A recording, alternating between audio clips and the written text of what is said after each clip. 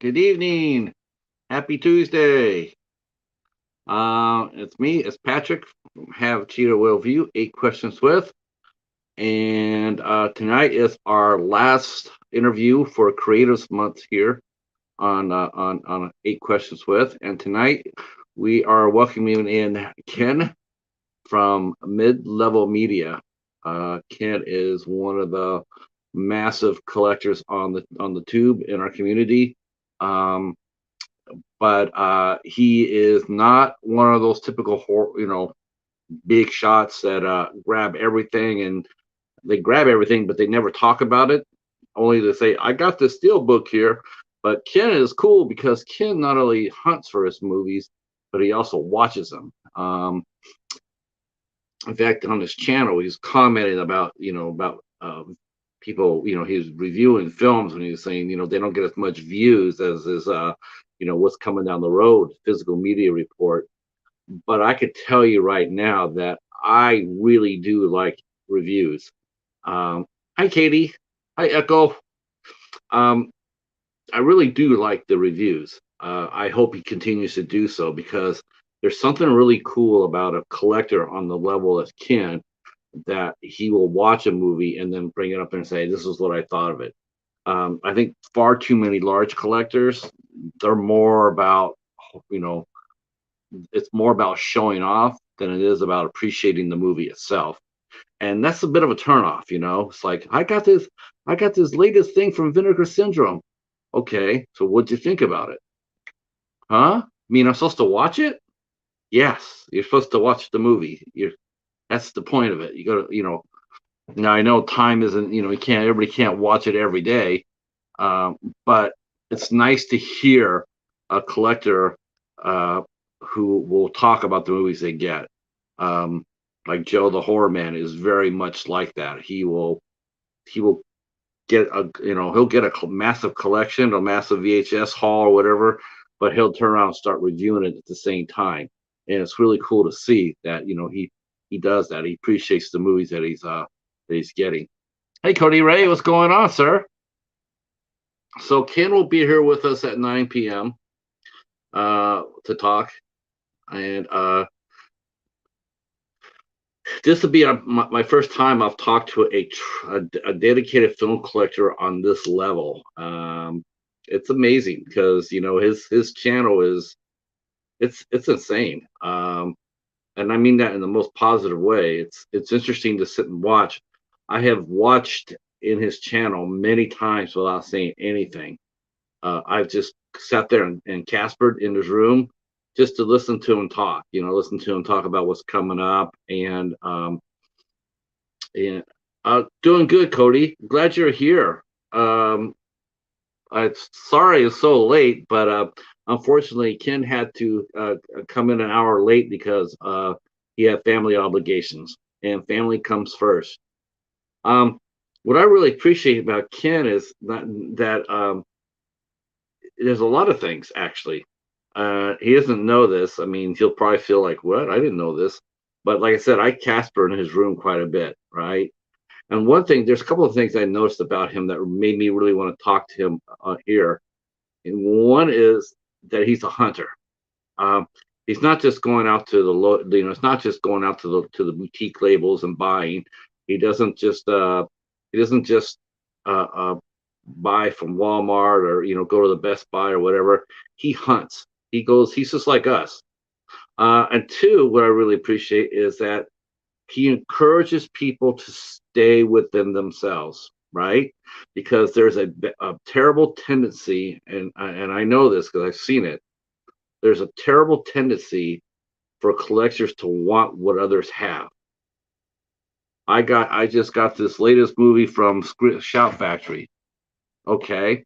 Hey CV. CV could actually know, he knows what I'm talking about as being a card collector. Um, what happens is a collector will come on and they'll mention, "Hey, I just got this latest movie," right? Like Echo mentioned, he got Spookies, so we use that as an example. I just got the latest steel book or the 4K with special commentary of Spookies. It's awesome. I really appreciate it. It's awesome, and a lot of collectors. Well, maybe that spooky's $75. There's a lot of collectors that just can't afford that $75. They just can't, but they will. They'll go ahead and they'll grab it because they want to keep up with what everybody else is doing, so they can go do video and say, "Hey, I got this latest spookies too." But a lot of times they can't necessarily afford that. And Ken, he doesn't do that. He doesn't go out there. He doesn't just sit there and say, "Hey, I got this," and you know, he encourages people to stay with themselves. He mentioned Maverick, Top Gun Maverick. I guess it's coming out as a two film 4K, and it's like $52. And he mentions that he says it's $52, and it's like, yeah, you know what? It's sort of nice, but I'd like to get it, but I'm going to hold off on that. And I think that's responsible. I think that's highly responsible because I think that I think he could afford it based on what I've seen him do, but he doesn't always necessarily say that. And I think he appreciates his audience. Some of his audience is very impressionable, honestly. I mean, in general, collectors are impressionable people, and they're impulsive. Um, and shit, yeah, Boglins. Um, but I think he's knows his audience. He knows there's a lot of young people in there, a lot of young people, and he's responsible to sit there and say, I'm going to wait, or he'll sit there and say that, just wait, just encourage you to wait, be patient. I think that's really cool, and I really respect the man for that because it'd be so easy to get out there and say, hey, the latest Top Gun's out, go get it, and not, knowing full well a lot of people can't afford that. And I appreciate that. Uh, and like I said, and the fact is that he is a hunter.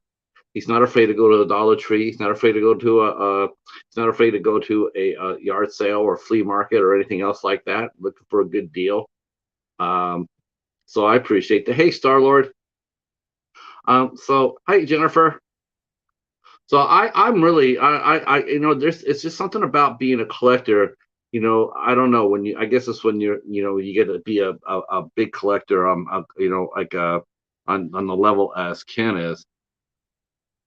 Despite what you think, um, there is a little bit of responsibility there when you have a channel like that, and you're talking about you know uh, uh collectibles, whatnot. You have to be a little bit smart. You have to know that there's a lot of people because he gets a lot of people in his chats. Let me tell you, I was in there the other day. He had 140 people in there. Okay, 140 people flying in to see what he has to say. That's a lot of responsibility. You have to be careful with that. And like I said, it's one of the things that I really respect him for, and I will comment on that because he is. And there's other collectors out there that are not. They will brag. They'll show off. It's show and tell. Um, not even loving, not even watching the movies they get. I'm sure if you walked up to a lot of them, yeah. Hi, Jamie. Congratulations on hitting that 1,000. Uh, yes, thrift stores right now are cheap for VHS. I suspect that will change soon, Jennifer. I do. I don't even think my library is giving away their VHS tapes anymore. They have a few, but I don't even think they're giving them away. That's awesome. That's awesome. We had two people hit 1,000 within 1 week. You and Cody from H&S Collectibles. That's an amazing feat. Um, yeah, I do think they'll come back. I don't think Ken is a VHS guy. I don't think he is. And I will ask him for sure. I know a lot of people are. In England, Ricky from Old AF Reviewers, he said that there's actual store they opened up that does nothing but VHS because people really want it.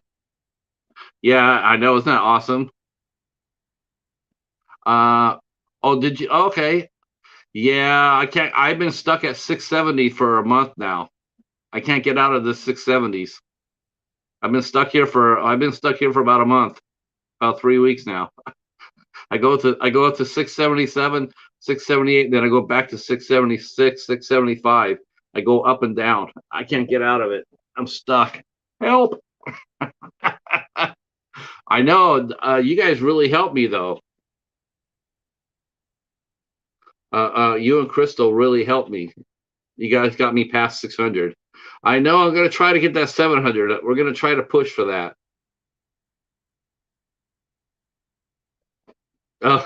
Yeah. I guess Ricky and Voss are going to be having a competition soon. They're going to be doing a. Yes, Tuber. Oh, is that your first time with Kevin Hobbs? Kevin's awesome. Good for you, man. Tuber Chat rocks. You just want one more for 84 because you want. Well, we'll see what we can do for you tonight, Starlord. I think we can do that, and I think I can put you out on the community tab too. As soon as this is over, I'll shout you out on my community tab. Do me a favor though. Oh, I think I can find you. Let me make sure I can find you. Okay. I think I should. Because if not, I'm gonna have you leave me a comment so I can go find you. Let's see.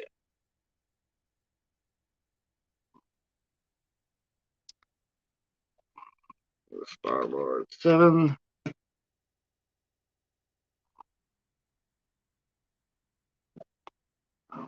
Yeah, I'm gonna need that. Do me a favor, Starlord. Could you go to my go to the Mortal Kombat review? Go to the Mortal Kombat review that I put down there and leave me a comment in that so I can find you after the show, so I can find you, so I can go over there and I can throw you in my community tab. Good job, Hobbs.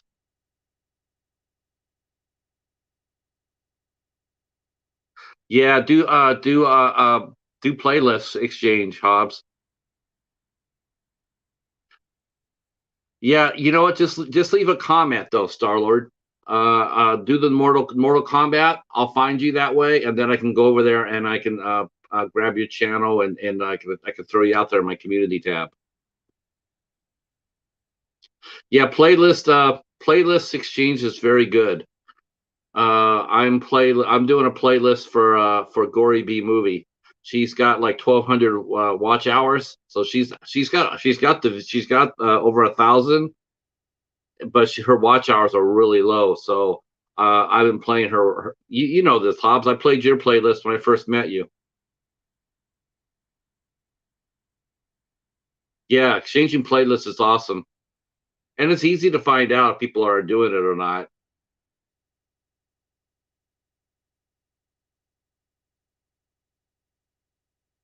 Oh, good, good.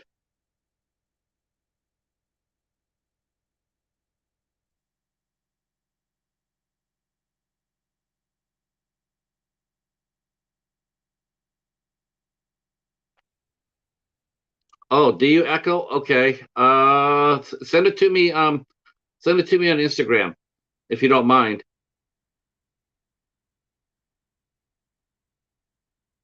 Yeah, playlists are everything. I didn't know that when I watched your playlist at first. All right, so put your hands together for our good friend Ken from Mid Level Media.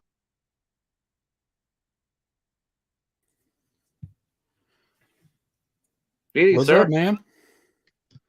How are you? I'm good. Are we live? Ready to We go? are live. We are live. I always go up about 15 Awesome. minutes early, just to let people know who the guest is. But since you're like practically my biggest guest I've ever had on here so far, so No way. as far as channel size go, yeah, yeah. I mean, you have over 10,000 subscribers. Yeah.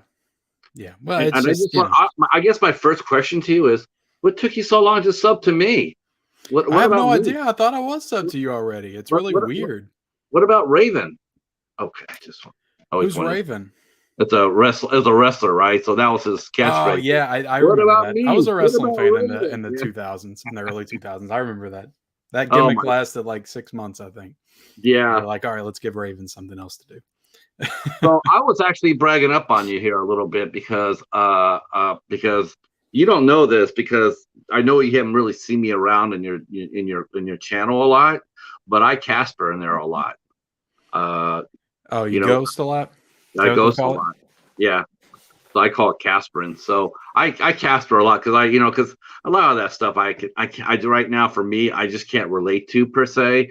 Yeah. But as far as, but I have to say, I have so much respect for you, as a, I, not as a collector, but as a human being, I because I appreciate really that, do, man. I really respect how you run your channel, and you, you definitely know your audience, Yeah. and you're responsible. And I was telling the chat beforehand, like, there's a lot of collectors. You have a lot of the collectors, just show and tell collectors, the hoarding collectors, the bragging collectors. There's a lot out there, right? A lot of And different kinds of collectors. Yep. right. And another thing, what they are is they're very impressionable, you know. Hmm.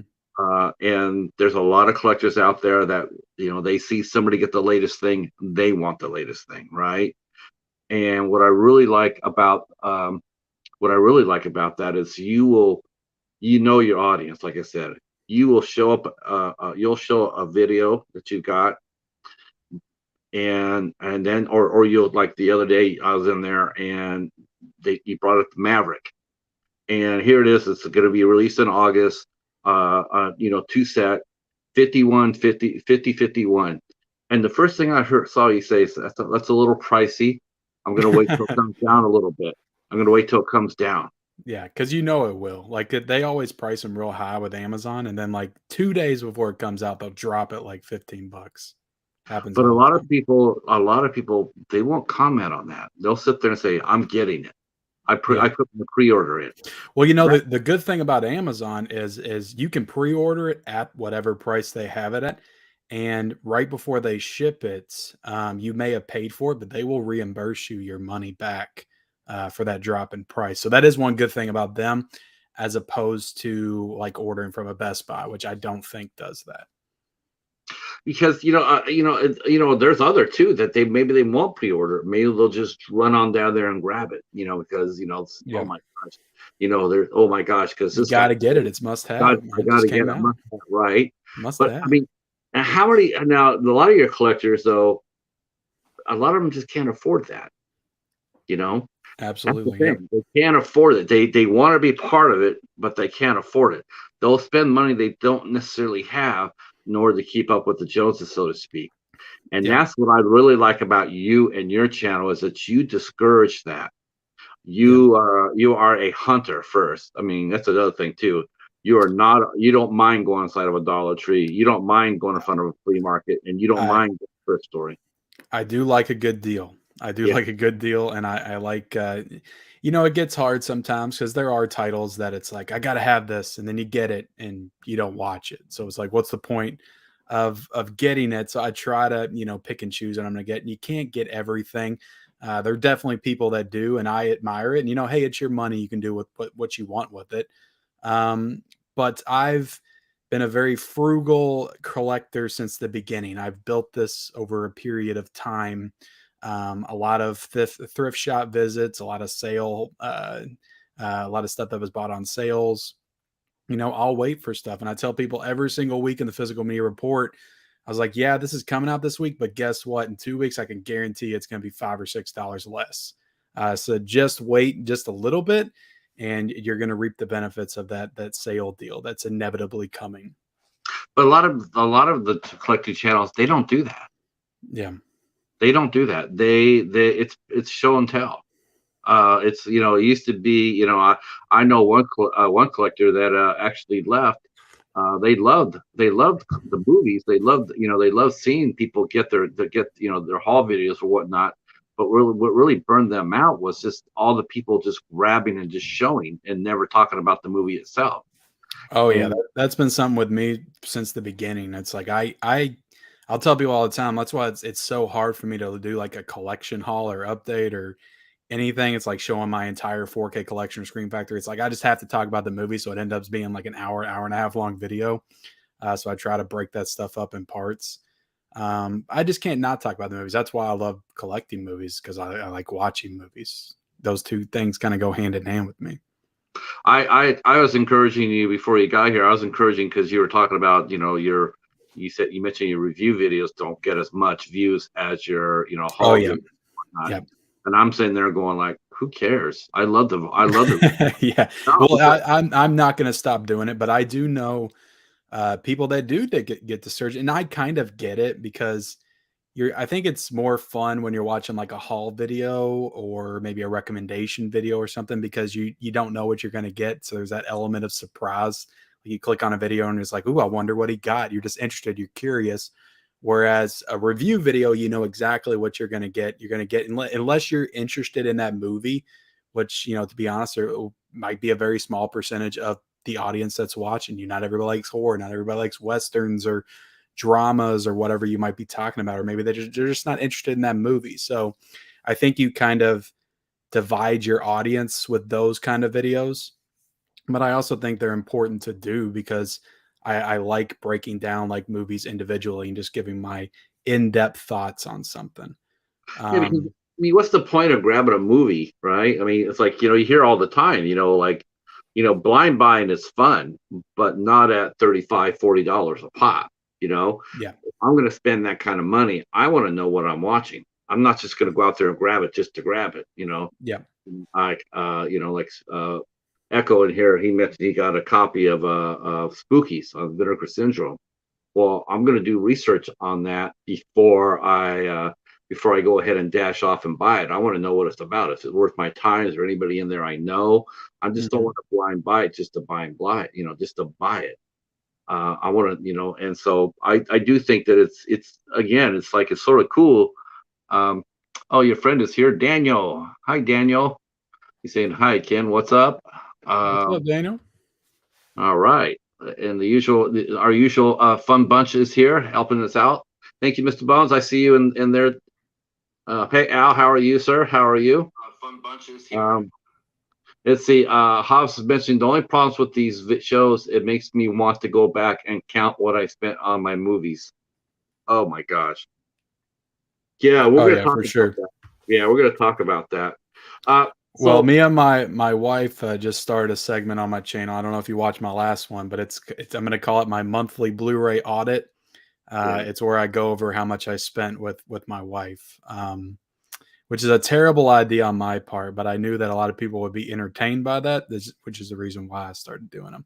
And we just shot the one for May, and it wasn't pretty. That's all I'll say. yeah. You mentioned. Okay, I'm gonna say this. I don't really do this very often, if any at all. It's for the first time, but I will say this to your wife if she watches this. She might be in there. Your husband is very responsible. I mean, I he's the most told her. he's the most responsible collector I know. Honestly, I mean, for the size that you are, their channel size and whatnot. I mean, you're the most responsible. Yeah. You don't, and your audience. Like I said, that there's teenagers in there, there's young kids in there. They all want the latest thing. They know they can't. They can't really. I can only hope that there's teenagers and young kids in there, because I want the younger audience, to appreciate physical media like, we do as, older folks on here, that knew what it was like to grow up and all we had to watch stuff was physical media pretty much, and then cable. Um, but yeah, for sure.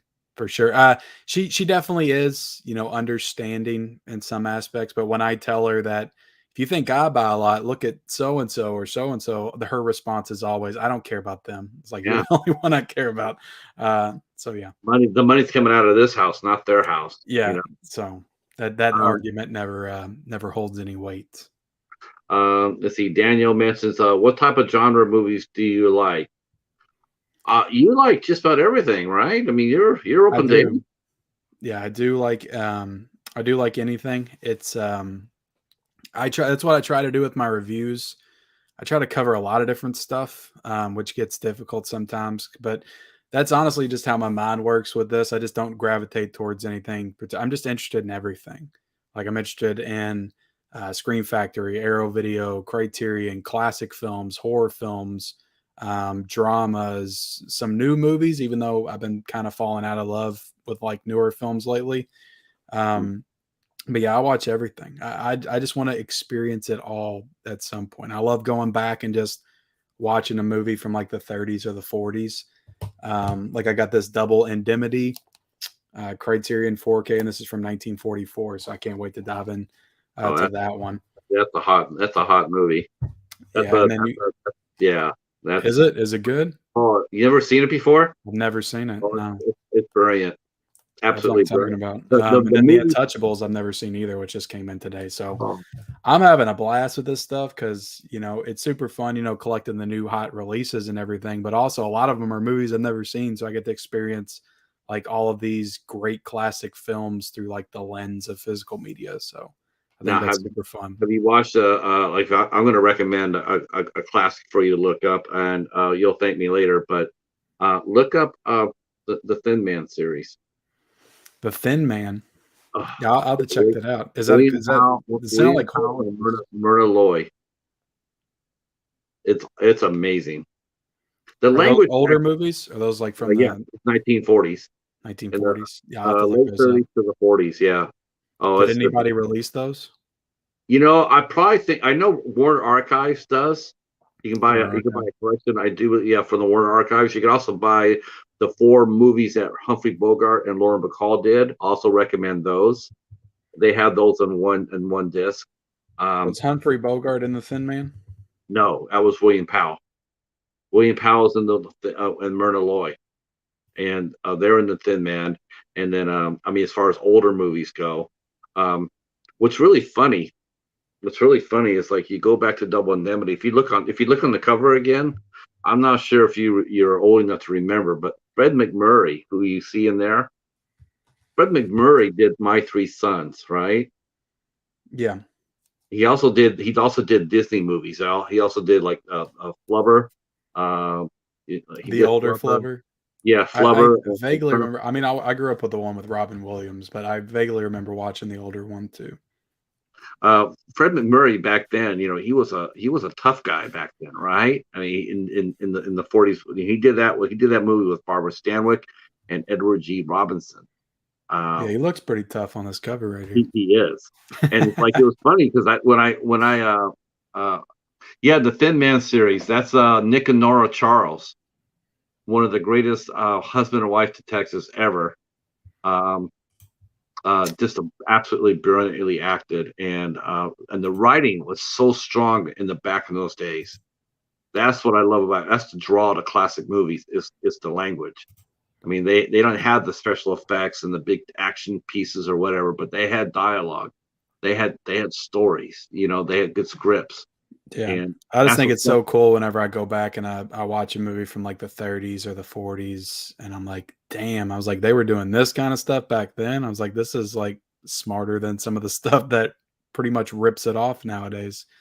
yeah, Um, you see older people such and you as can my start to see like where this stuff comes from. And a new movie will come out now and they'll be like, that's so original. They've never done anything like this before. And then you'll see that a movie in the 30s did the exact same thing.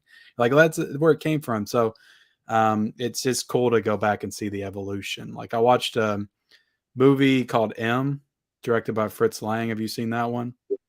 Peter Lorre, Yeah, and it's Charles. about a child murderer, and it was a German film, so it was in like German and had subtitles. But it was about a child murderer, and he like kidnapped children and killed them. And I was like, damn, what subject matter material for like a movie in the 30s. I just didn't expect it. It felt if you were to take like a David Fincher film, like a Seven or a Zodiac or something, and put it in the 30s. That's what it felt like to me. Yeah, yeah, that's a good equation. Peter Lorre went on to become a big star, and he did a lot of good supporting roles. And he also is also with Bogey in one of the greatest films made, The Maltese Falcon. Yep, still need to see that one too. Humphrey Bogart, I have not seen a ton from. I think the only one I've seen is Casablanca. Yeah, that's brilliant too. I think that's the only one of his I've seen. I know he's Got a lot of movies, but that's one of the things why I like doing these themed months, because I'll zero in like on an actor, or director, or genre or something, and try to knock out as many from them as I can. Could you So imagine maybe, if he came up there and said, I'm gonna do a Humphrey Bogart month. yeah, I think your audience, their heads would be scanners all they're over. like, huh? Their head be like mind be blown, like, huh, who's that? And but Probably, what a great chance to what a great way to educate folks too, to encourage them to go back, yeah. Let's see. Uh Vicky's asking, is film noir your favorite movie genre? That's a good question.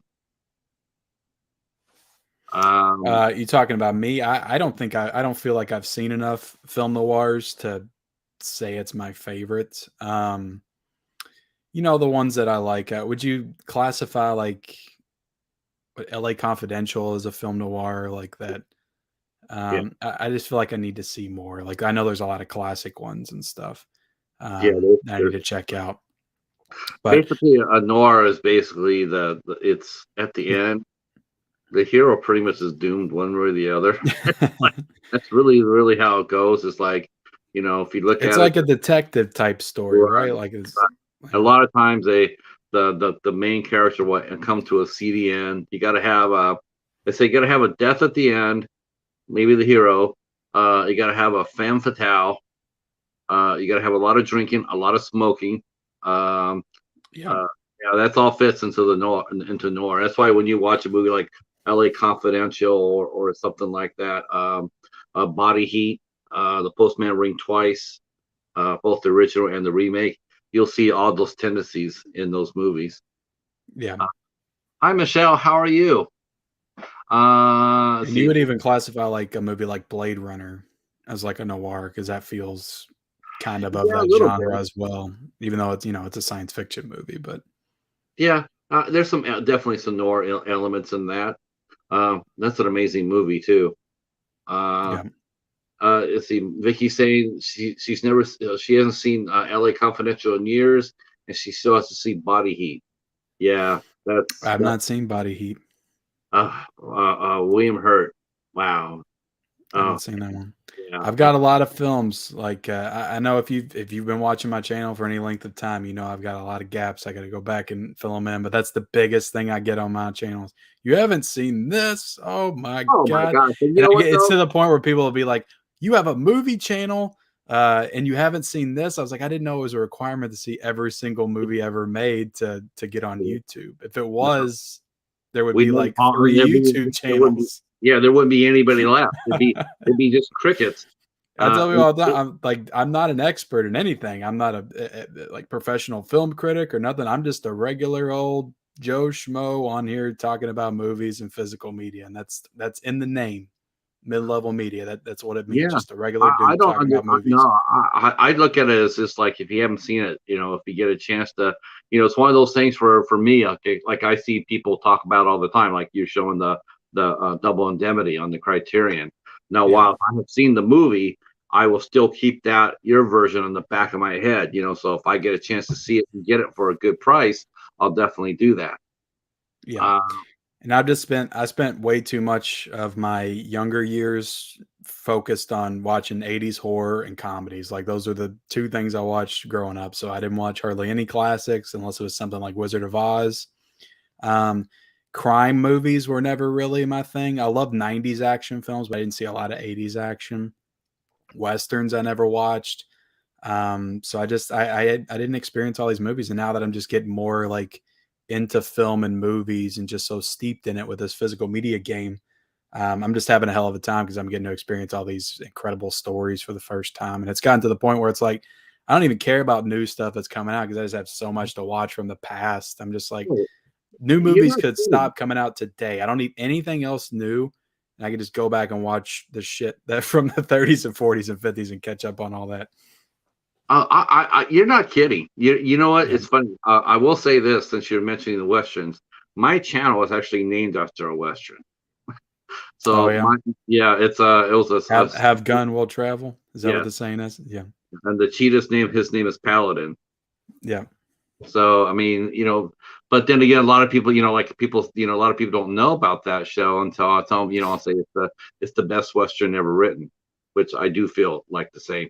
I do feel that. That's I'll have to so check smart. that out. So I will smart. be doing the a Western month part 2 because I did Western month in January. I fell in love with Westerns in that month. I Let's, loved everything I saw. So I'll be doing a Western month part 2. I really love spaghetti Westerns. I was just gonna say, I was just gonna challenge you to Because do I that got month. these two recently and they're incredible I was gonna say, releases. do that month without Clint Eastwood in it. I mean, I could definitely do that. I mean, I feel like I watched all his big ones last time. Like I did Unforgiven, the Dollars trilogy, and I know he's got some other ones, but I feel like I could do it Lee without. Van Cleef is on there. You got Terrence Hill, and Bud I'll tell Spencer. you what, my favorite one was my favorite spaghetti western was Once Upon a Time in the West. So I definitely want to watch more Charles Bronson and Lee Van Cleef and all those other players. Okay, Hobbs. Let me catch up with the chat here because we're getting blown up here.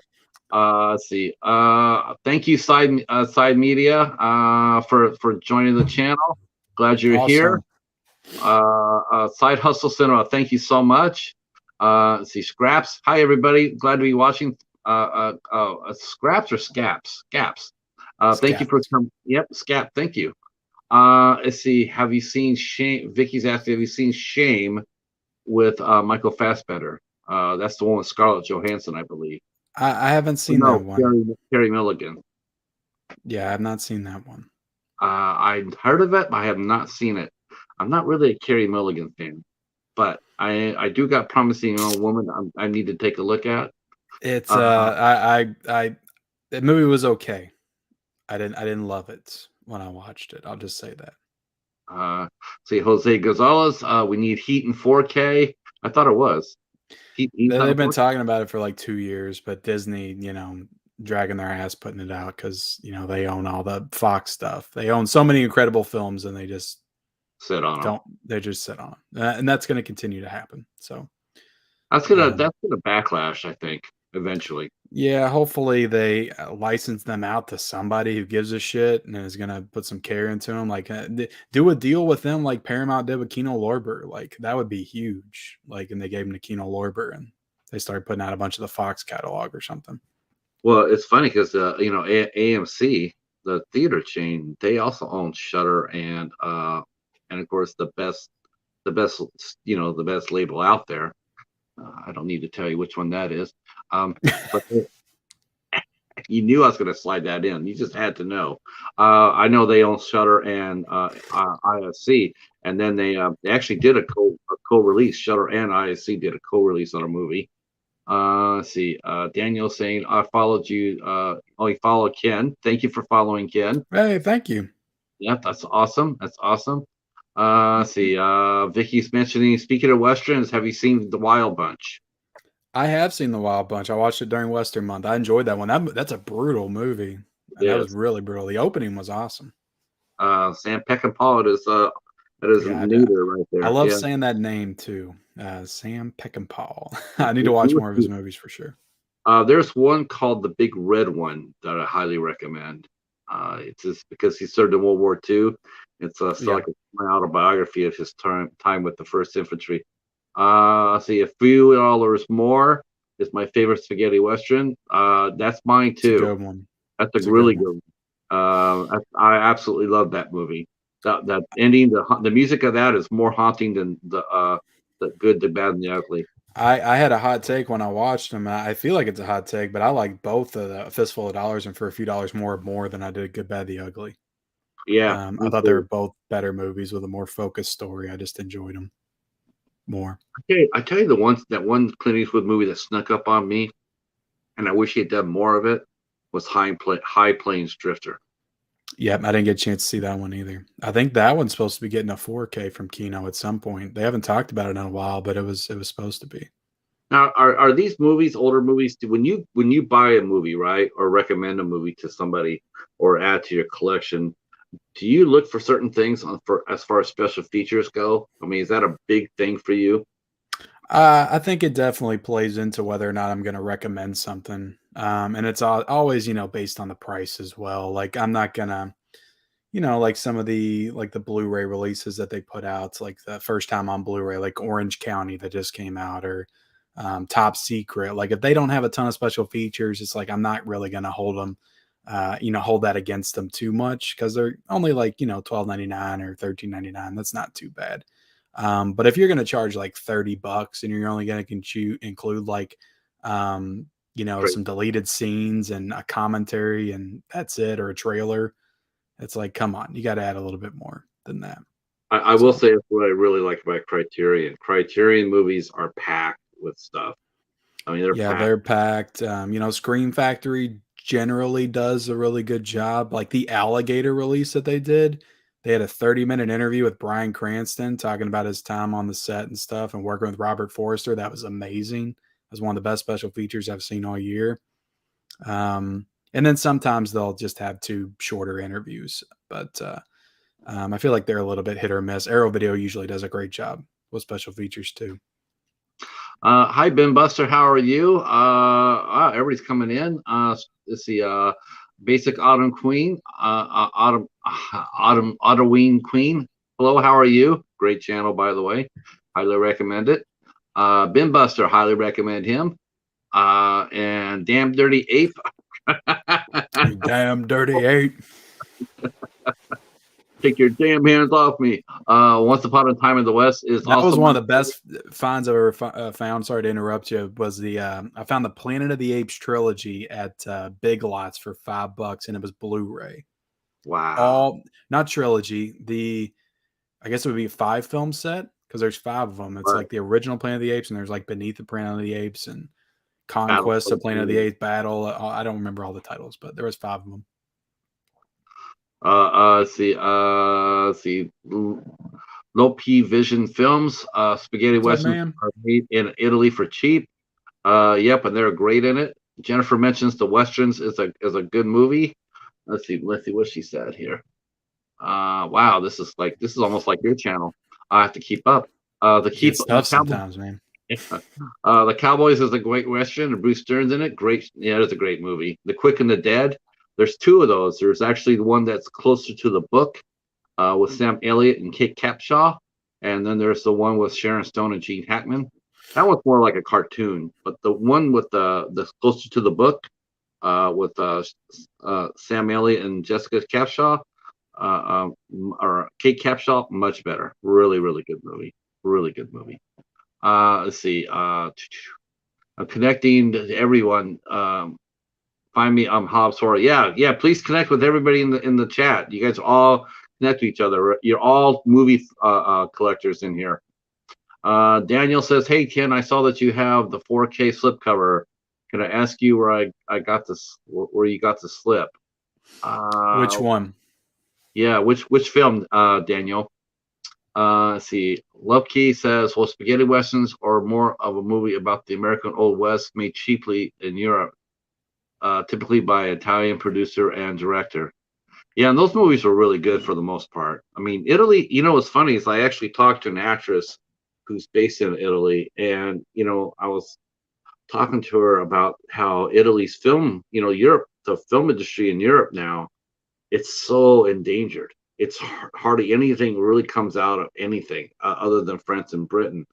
Yeah. And Italy used to be so big, and now it's not. Now it's just really, you don't really see that much great Italian cinema come out of there. I mean, No, you don't hear about it. no.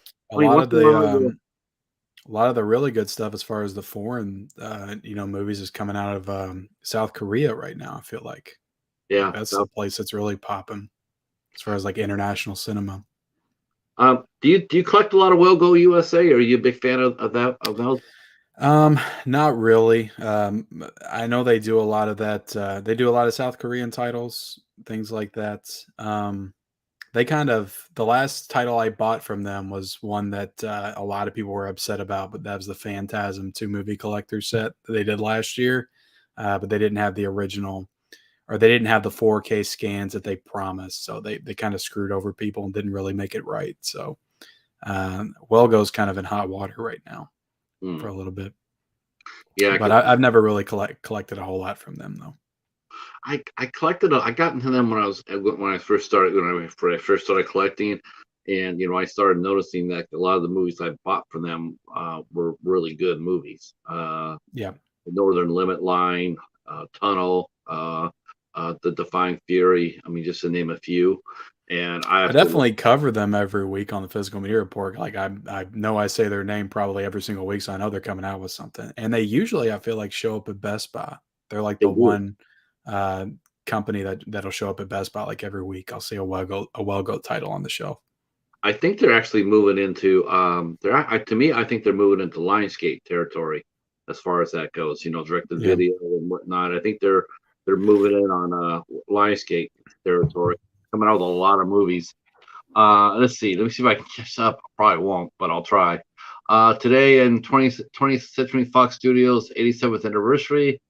What's your favorite 20th Century Fox movie? Holy cow, that's a load. I have no. You don't you mean what's my favorite Disney movie?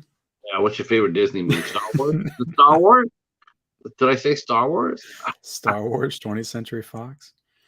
Uh, 20th Century Fox, I will say, just because I know that Fox put it out off the top of my head, I'll say Speed. okay, that's Keanu a good Reeves, one. I love Speed. It's one of my favorite. I was super into like a lot of the 90s action stuff when I was a kid. I love watching those movies. Probably some Um, of my most rewatched movies besides horror. see, Side Hustle Cinema. Patrick, have you seen Night of the Grizzly with Clint Walker? Yes, I have. That's a great movie. Night of the Grizzly is very good. Nobody really talks about Clint Walker very much, but he was a solid actor. He did General Ben, and he did a bunch of he did a lot of family movies, but he also did a lot of westerns too. Good actor. Yeah, So I don't know yeah, if I'm as familiar with him. I see that's a good thing when you have an old fart on here. He remembers some of this. I'm trying to Uh, get there, man. You know, Favorite sci-fi western would be Star Wars. Okay, my favorite science fiction western would be Battle Beyond the Stars, which is a retelling of the Seven Samurai. Let's see. yeah. Let's see. There you go.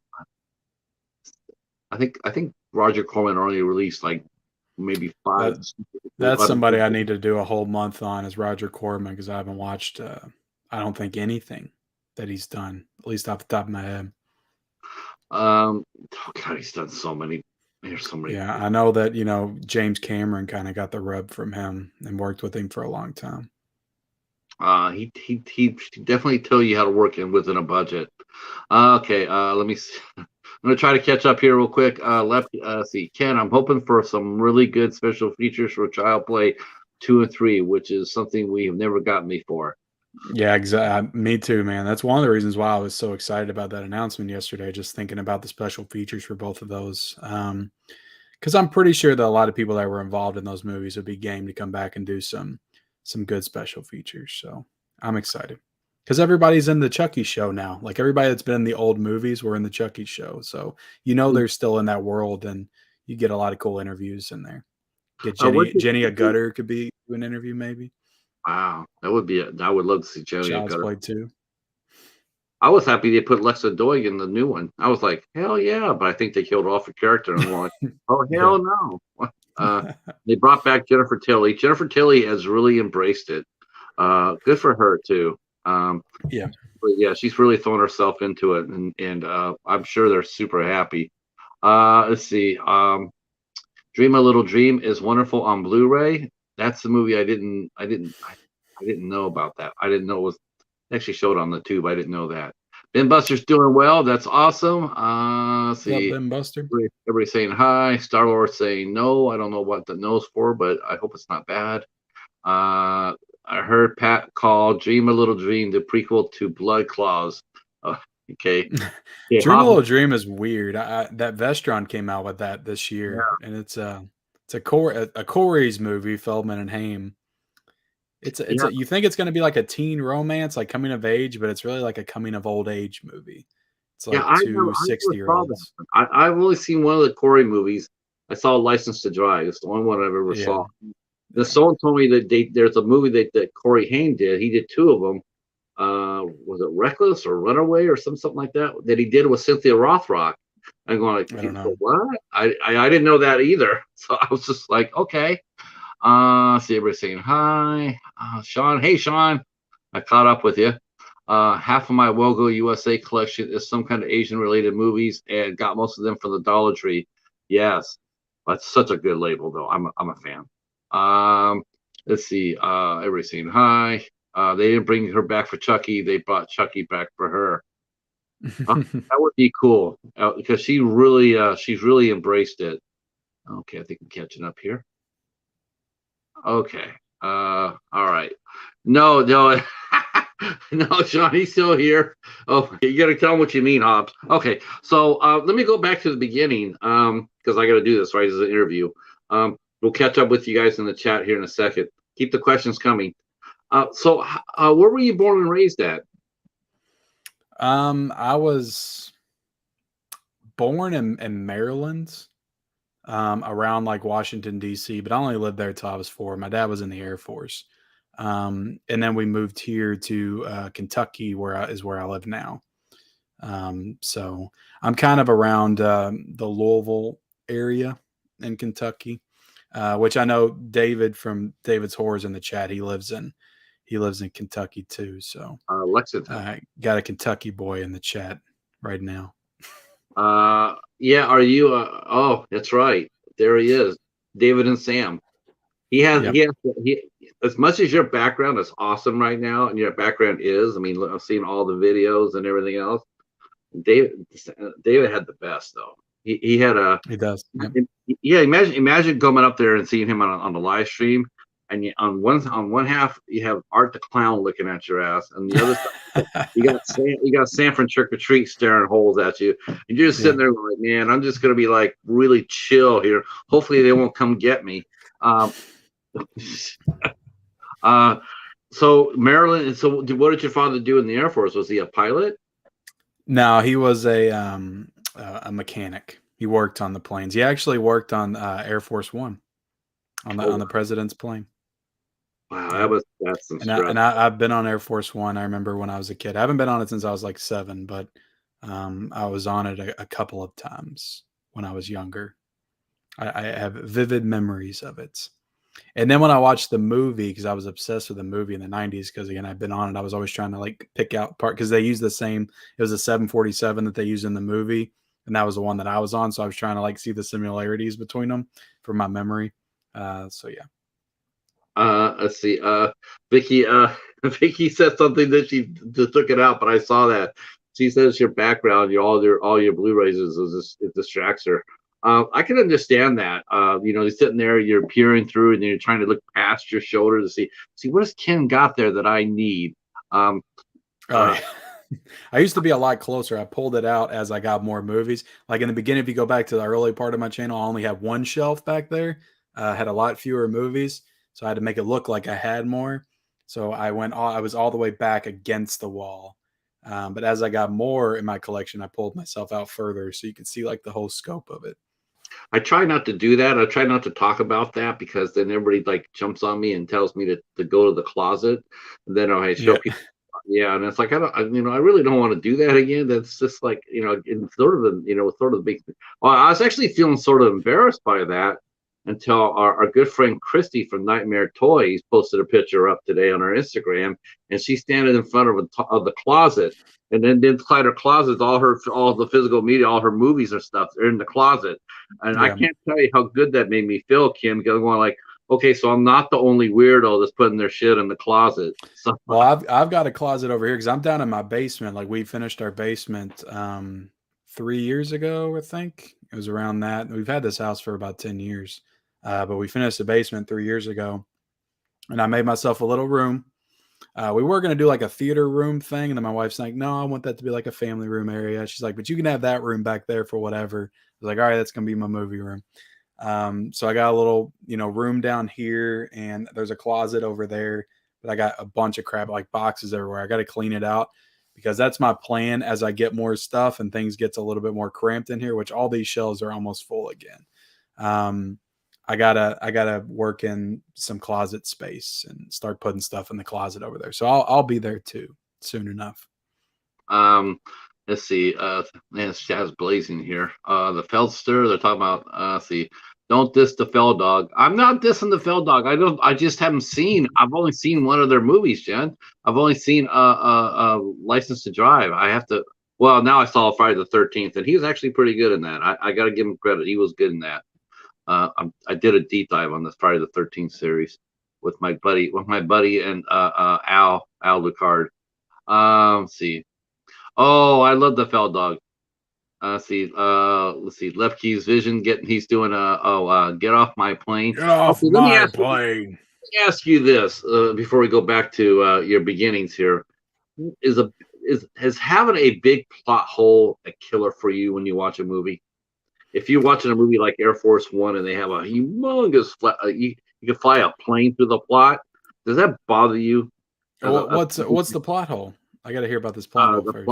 Xander Berkeley, right, plays the Secret Service agent. Yeah. Who betrays the president. Yeah. They never explained why he did it. No one explains it. No one. There's no explanation. Well, you could just leave it up to your assumption that he was, maybe getting some underground dealings of some money from, the Russian spy network, or that's what I thought. Somebody. I thought you expected to see him and Gary Oldman connect, right? They never do. They never do, and they're sitting there going like, okay, and then the other thing is like, why would it continue to kill the president, even if he was connected? Why would it continue to try to kill the president when everybody involved in it has been killed? He could have just been back to his normal old self, and no one would have suspected him.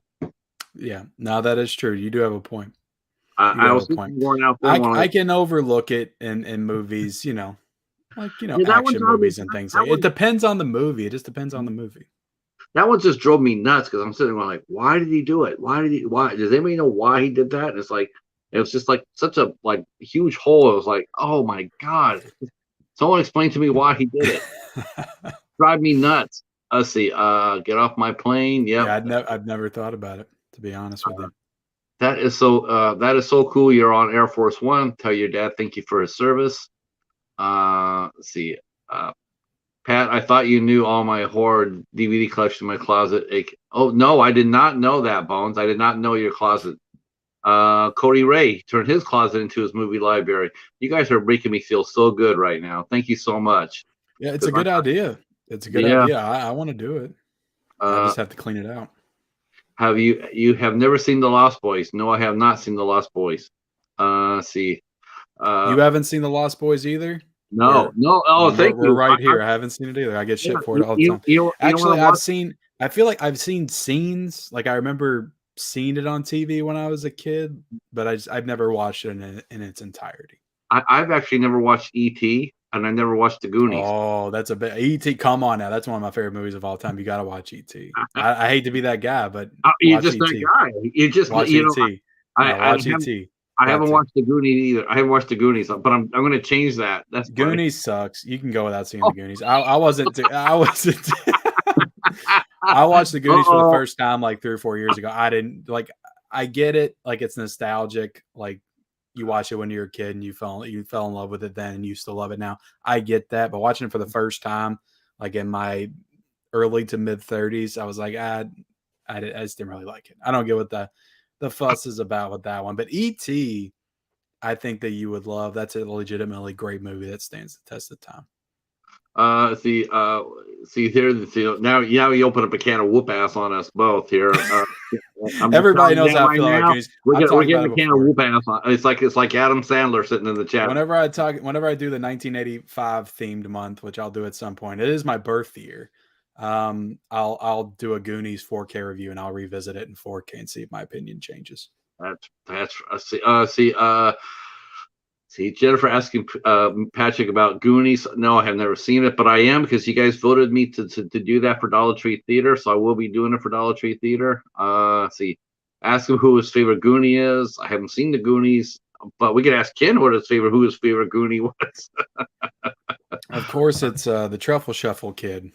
Who was that? I don't know. Who's the frog guy? Josh Brolin. Josh Brolin. He's in that movie too. Okay. Sean Astin. Who else? Corey Feldman's in the movie too. Yeah, well, which one's the frog? It's like there's a frog brother, brother frog, or frog brother, or I I can't don't remember. Like know. I said, I've only seen it once, and I wasn't impressed. Is all I'm saying. See, Side Hustle says we need to change the stream into a Lost Boy watch along. Um, Yeah, let's see. Lost Boys and Fright Night. Fright Night's another big one I haven't seen. Never seen Fright The Night. first one is really good, real Yeah. good. See, now we're being told that we should make this to Blood Claws. No, never. I'm not going to do that to him. See, hey, you guys. Okay, it sounds like Jackie Gleason for some reason. Ken, you love Temple of Doom and the little kid and the Goonies. Yeah, the what was the kid that short round? Yeah, Isn't it? yeah. Yeah, he is in it. He is in it. Okay, I think we caught up there. All right. So, how old were you when you started watching movies and TV, and what was your favorite thing watching when you were growing up? I'd say I was, I have memories of seeing The Little Mermaid in theaters. That was the first movie I saw in theaters. I probably watched, cartoons and stuff. I'd say my first like memories of watching movies and film was probably with stuff like E.T. and the Tim Burton Batman movies, Beetlejuice.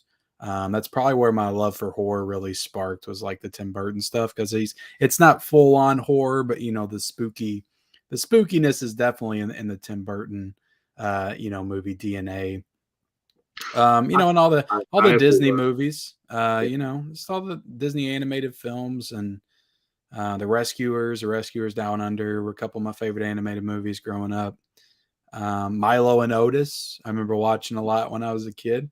So that was kind of Hook. I was a big fan of Hook when I was, probably 5 or 6. Ninja Turtles, like those are all like my earliest memories of watching movies around 5, 6, 7 years old.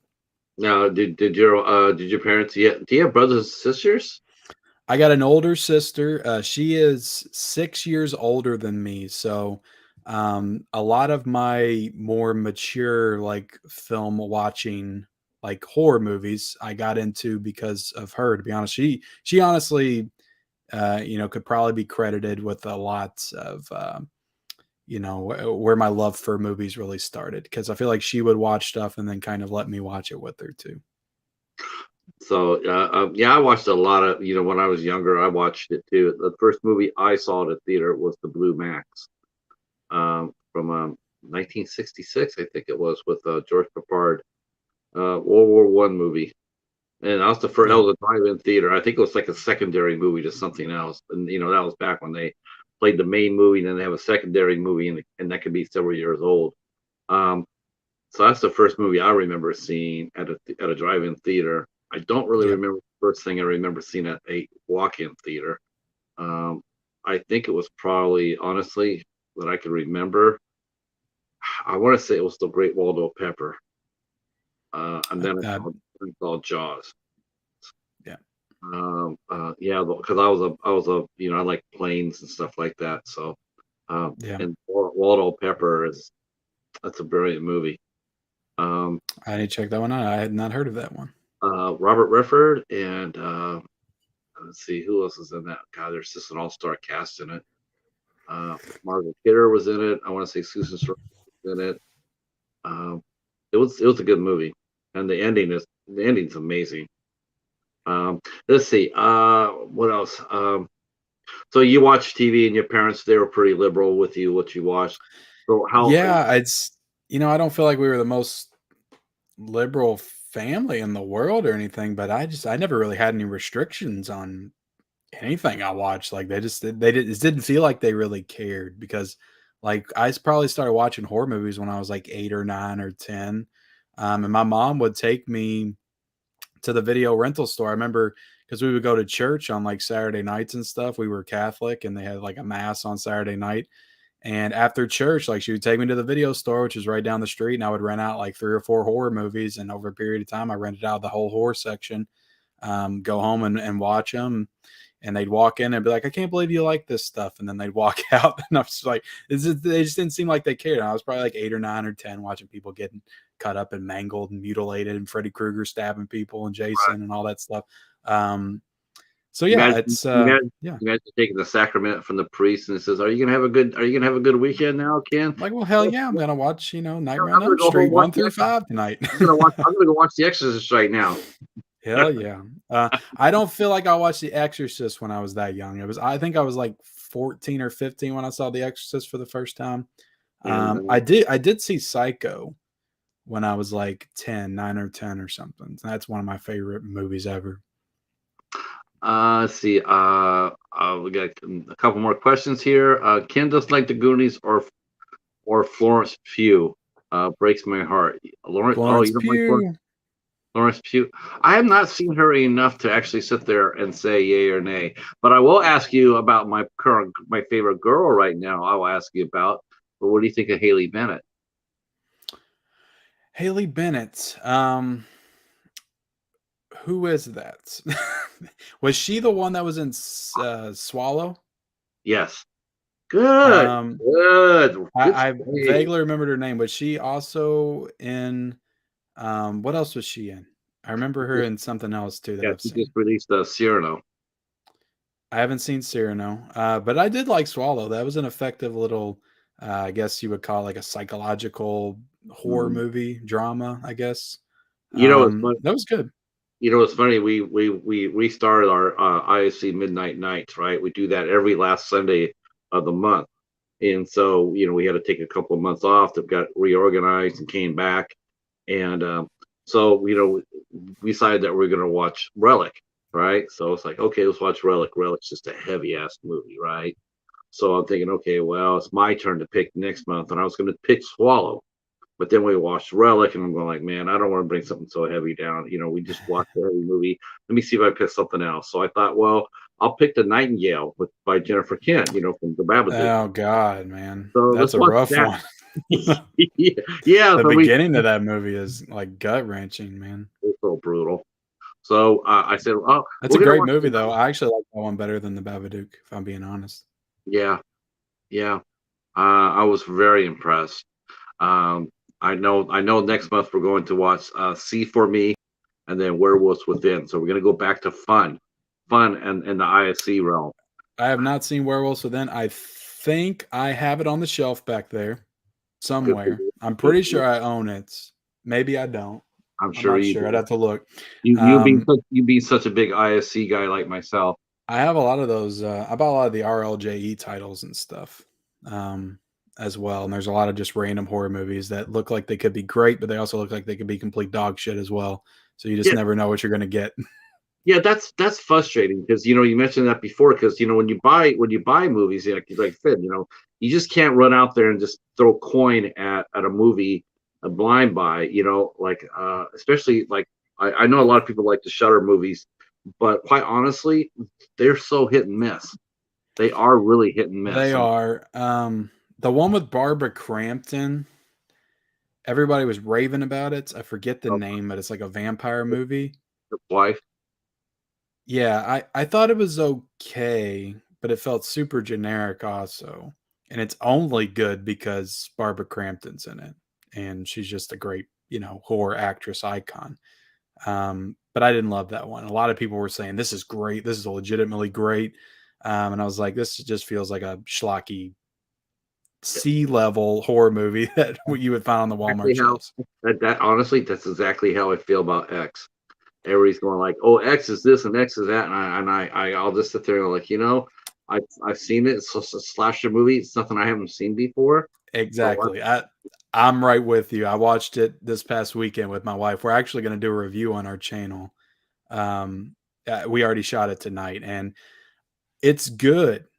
It is a good, well-made movie. I'm not going to say it's not a good movie, but like the hype level for that, it's like chill, people. Like this is not anything we haven't seen before. yeah, I It's mean, good, it's but the come on, the people jumping off the cliff for it is just like, come dude, on, yeah, just because it has A24 in front of it, and if you took that A24 away of it and threw it out there on yeah. Dark Skies or Now ISC I love Midnight, a lot of A24 films. I really do. I love them as a studio, but I will not just let any A24 movie slide in as the greatest movie of all time. Like I will give them shit when they deserve it.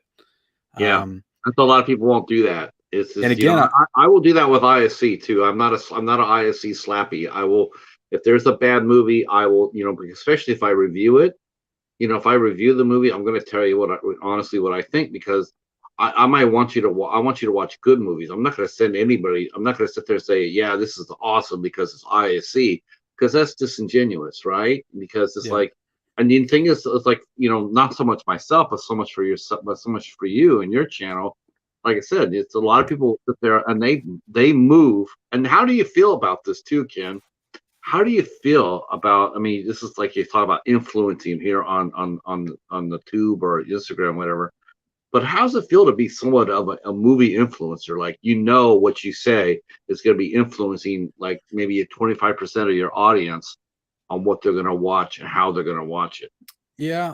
Honestly, it's hard for me to believe that I could even influence anybody. I know people watch my channel and stuff, but it's I don't ever feel like, honestly, when I turn the camera on, I'm just talking like how I feel. Like I'm not trying to um, influence anybody. Or I always tell people, I'm like, just because I didn't like it doesn't mean that you won't. And try new things. I can only tell you how a movie spoke to me, how it hit me, and that's the only information I can give you. And then I can give you objective information like how many special features are on the disc, and does it look good or does it look like shit? Like I can give you that kind of, is the packaging pretty? But as far as the movie, all I can do is give you my opinion. Right. And if you watch enough of my videos and you can feel like you can kind of gauge my opinion on movies and they kind of align with yours, then that might, point you in the right direction. It's like, okay, he liked this and I really like this. So maybe he's right on this one as well. Uh, So yeah, I don't ever, it's weird for me to think of it in that way as far as like influencing and stuff. yeah, Which that's the I way it know is. I guess I do, Hmm. because I watch people on YouTube and I'm definitely influenced by people that I watch on YouTube. So I'm sure the same thing happens with me as well. It just when I'm actually making the videos and talking about the movies, that never really crosses my mind. Um, I mean, you hear, like the other night, I'm sitting in there, you have like 140, 145 people, and I'm thinking, that's crazy to me yeah, every single time. And I always point it out. I'm like, I can't even believe all of you all are in here. And I'll yeah. be like, what are you all doing in here? Well, Like, what is this? it's not so much because I don't think it's so much the fact that it's because there's a lot of sources out there where they can find out what's coming through coming up. But I think they really do it because they trust your voice. Like you said, you're responsible. You're not going to sit there and hype up every single movie like it's the greatest thing since sliced bread. You're not going to tell them to go out there and spend more than they should. And you tell them too that, hey, I'm a bargain hunter. I'm not averse to going to inside of a dollar store, because I've seen Yeah. several collectors. They'll sit there and say, you'll never catch me in there. And okay, so why are you calling yourself a collector again? Are you just going to sit home? Are you going Yeah. to be are you a credit card collector? I mean, that's really what, there's those too. They don't even Yeah. go up and look or nothing. They just see it come out and just buy it off the credit card. To me, that's not honey. That's not. There's a difference between a film collector and a film hunter. You can go out there and look for films and discover them, and that's the best part about doing it. Just because you can sit back there and run a credit card through, it's, I don't know. It's just, to me, it's just boring. It's boring. Um, Yeah. let's see. Left Cape Visions Film says, "I only watch movies Ken says to watch."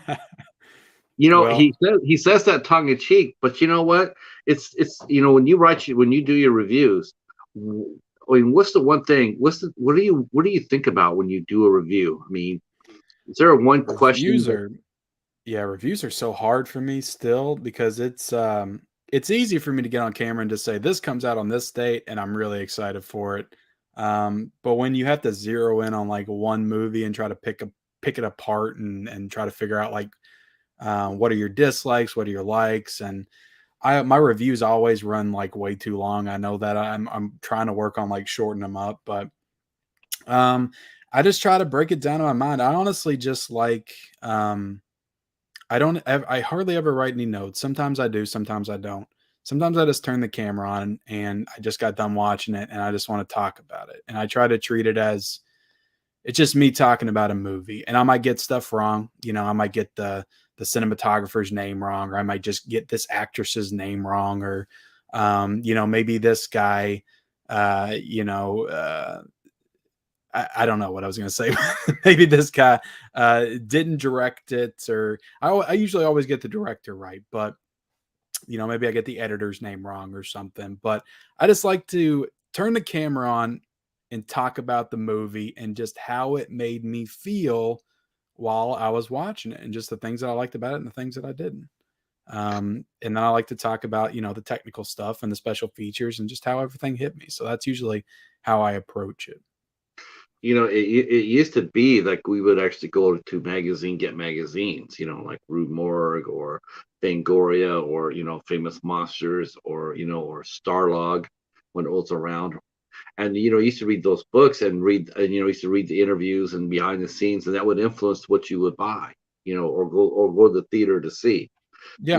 Magazines have slowly gone out, yeah, they've gone to, I don't know. I know a lot of them have gone online, but online, I don't know what it is, but online, like Red Central or what have you, when you read those sites, they're so barren in a sense, and they're also in the back of your head. You also know too that they're beholden to a lot of the studios. Like they help pay for their site, by buying ads or whatnot. And so a lot of times you'll see a reviewer get out there and they'll write a disingenuous review, like, this movie's the greatest thing since sliced bread. But you're only saying that when I click on a couple of pages, all I see is, there's Lionsgate's logo everywhere. So that they've Yeah. been influenced by that, right? It's no secret. You give us a good review, or you cover our actor, we'll buy a $10,000 page from you or what have you. But I think that more and more, those magazines and those websites sort of fall away.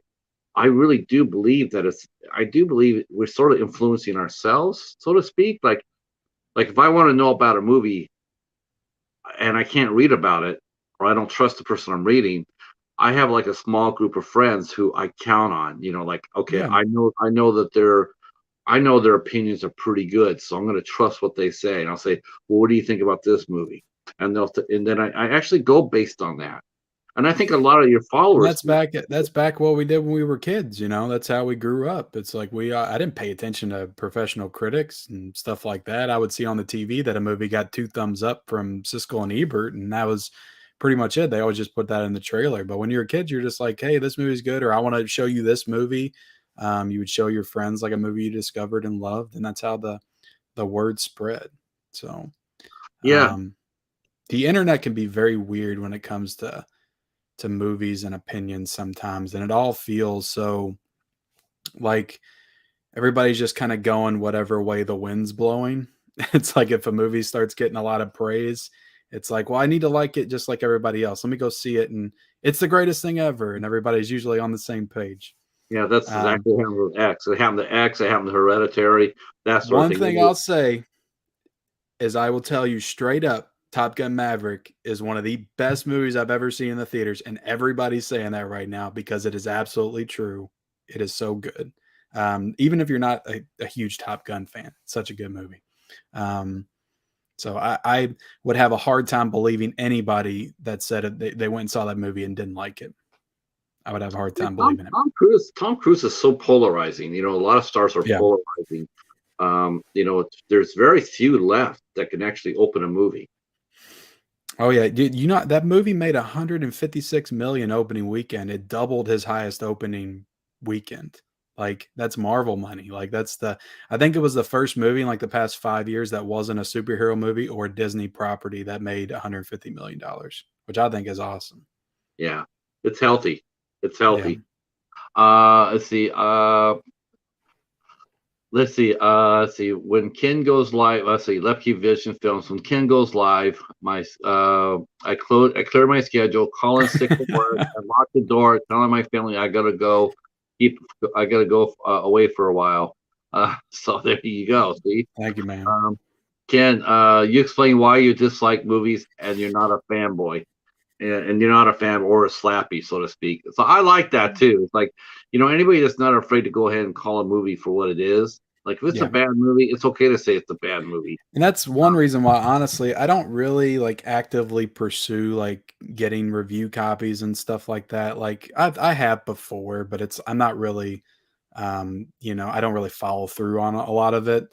Um, but I do get stuff from Arrow Video, and I always tell people I get stuff from Arrow Video. But generally 99% of the time when I watch an Arrow Video title, even if I don't think the movie's the greatest, I think the release is definitely one of the best that I have in my collection. So I think that their quality is top notch. I know they've had a couple disc issue stuff recently, but I do think that their quality is top notch. I never really have to fib or anything with them when I'm doing a review. I can pretty much tell you how I feel about it. Not that I would if I thought it was dog shit. I would tell you it's dog shit, because what's the worst that's going to happen? They're going to say, we're not sending you any more stuff.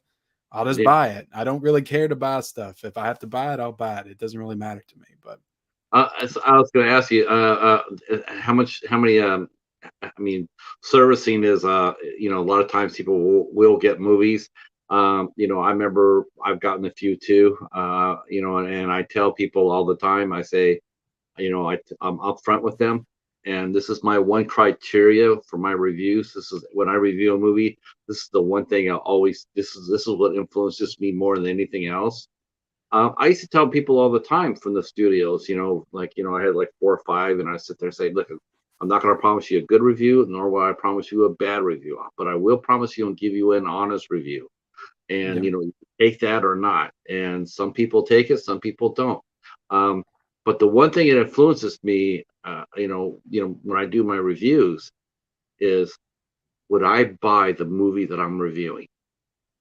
yeah, That is the key for me. It's like, because if I'm not going to buy it, I can't let my review reflect that I should make the other person buy it. If the movie's not that good, I don't want you to go and spend money on my behalf because I said it was good, and then you get it and it's like dog shit. I have to yeah, sit there and be honestly with it and say, would I buy this movie for my collection? If I saw this sitting there at $12.96 at Walmart, would I invest that money into buying that movie? Because that's really all reviews really are. Their opinions, and a lot of people will buy a movie. I remember the first time someone did that. Someone says, I bought a movie based on your recommendation. That was the first time that happened to me, and it was means a really, lot. yeah, it was Means a lot. I'm really heavy. like me, really? I Yeah, made you buy a movie, and the best part is when they say I bought a movie based on your recommendation and I loved it. yes, So it's like that's always really cool to hear. But that's honestly, um, the best thing about having a channel and doing this. Like those are always my favorite comments to get, because that's the whole reason I do this, is to share my experience with movies and physical media releases, and get excited about it with you. And when you tell me you watched something I recommended and you loved it just as much as I did, I love it. It means the world to me. what was the first movie that you actually bought for your collection? Um, Now this iteration, because I've had several. I mean, I bought VHS tapes when I was a kid. I You bought don't like it, DVDs. do you? Do you want the very first VHS? I don't even know if I can Sure, remember. yeah.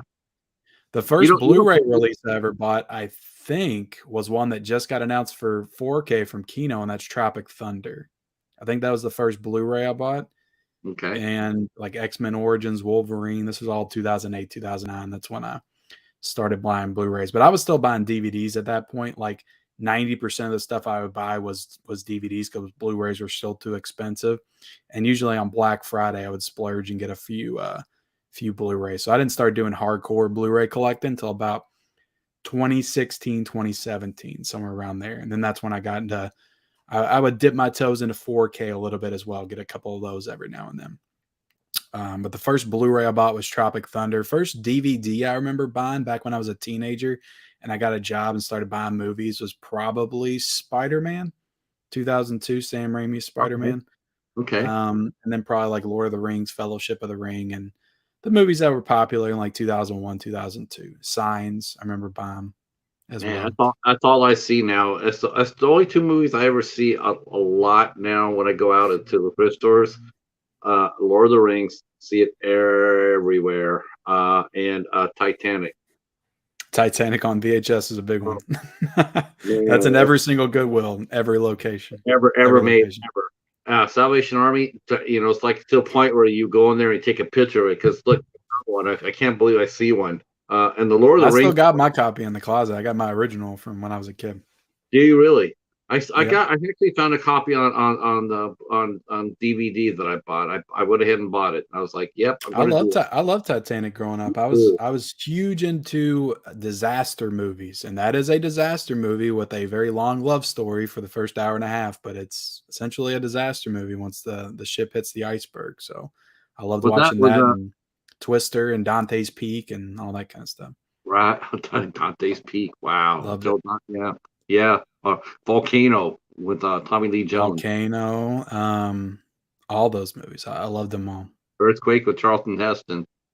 Earthquake, Independence Day. Yeah, Yep. good ones. Towering Deep Inferno. Impact, Armageddon. Armageddon.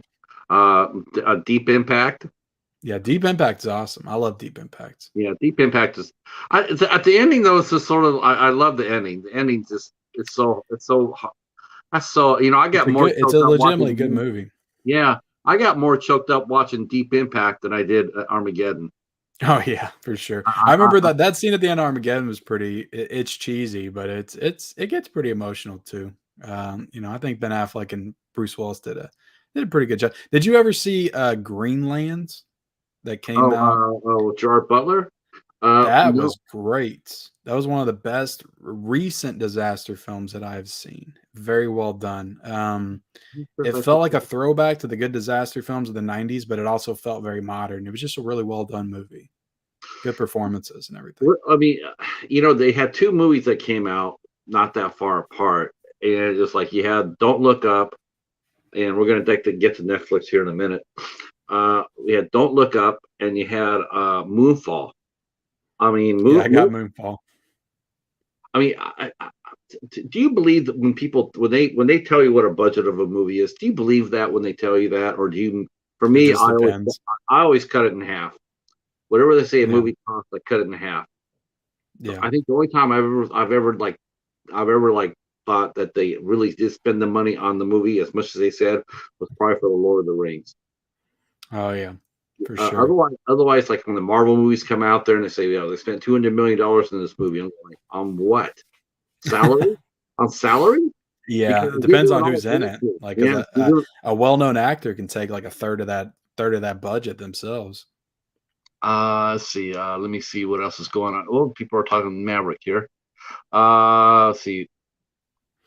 But going back to Greenland, it's not a moonfall. It's not a ridiculous schlocky disaster movie. Watch Greenland. It's good. It's a good movie. Yeah, I like It's Gerard not Butler. it's not Moonfall. And Gerard Butler did another one called Geostorm that I think was in that Moonfall camp. It's not like that. Like it's like a real it's like a Deep Impact. Like it's got heart, it's got emotion, and it's a good movie. Recommend it. While I'm scrolling up to see or catch up with the chat, what's your favorite movie that you and your wife both love together? And do you watch a lot of movies together? I mean, Yeah, we do. She's not into the classic stuff. Like she doesn't want to watch a movie before 2015. I always joke with her about that all the time. She's not interested in going back. Now, I say that, but she'll watch movies from the 2000 and her childhood that she loves. We both love watching Beetlejuice. We're both big Beetlejuice fans. We'll watch that at least once a year. She loves Edward Scissorhands. I don't as much. But we also watch a lot of like the older comedies, like not older, but the Apatow comedies from like the 2000s, like A 40-Year-Old Virgin or This Is 40 and Knocked Up and Super Bad, Forgetting Sarah Marshall, stuff like that. We like watching together sometimes, but we watch a lot of TV together. okay. We're watching Stranger Things season 4 right now. We got one episode left. It's so good. That new season. I don't know if you watch that show or not. I don't do. I'm not. I just don't do. I mean, once in a great blue moon, I'll flash over to Tubi, and Yeah. like But overall, like Netflix, my brother let me have his Netflix account for a year. He says, "You go ahead," and I had it for a year, It's like go and wild. Yeah, I said go wild. And you know how many movies I watch What? in a year from Netflix? How many? Four, Four? four. See, they're if you're talking about their original movies, like Netflix original movies, 95% of them are shit. They're garbage. 5% might be good. They've got some good ones on there. Now they put a lot of like older movies, like actual movies and stuff from the past on there, but their TV is really where it's at. Ozark is a great show. Stranger Things is a great show. The Haunting of Bly Manor and The Haunting of Hill House are both really great shows. Midnight Mass, Squid Game. We watch a lot of those shows, and they're all pretty great. Now they do have some stinkers as well, but Yeah, with um, Cold Red or something with I mean, yeah, God, that just seemed horrible. yeah, they definitely have a lot of crap on there. They need to tone it down a little bit and focus on some quality over quantity a little bit, I think. What do you feel about being a film collector and whatnot? How do you feel about them not releasing their product? And Disney too. Disney's doing this too. I Um, I I not understand. releasing. I understand it, but it does suck. I really enjoyed the new Texas Chainsaw Massacre movie. I know some people kind of shit on it, but I really had a good time with it, and I would like to own that in my collection. I just don't see how you cannot release that physically at some point because that's a part of a franchise. So it definitely sucks. But they have released some stuff. Like I think they did the Marvel shows that they had. I think they've done The Haunting of Hill House and Bly Manor on Blu-ray as well. I've A only lot of a lot seen of their TV stuff yeah they've done.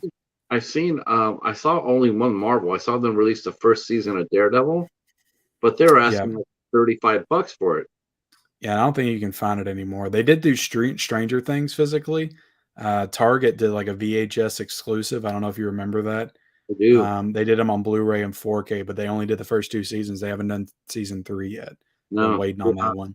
I was just talking So about that at the library. Says I got the first two. In fact, I got one at the library.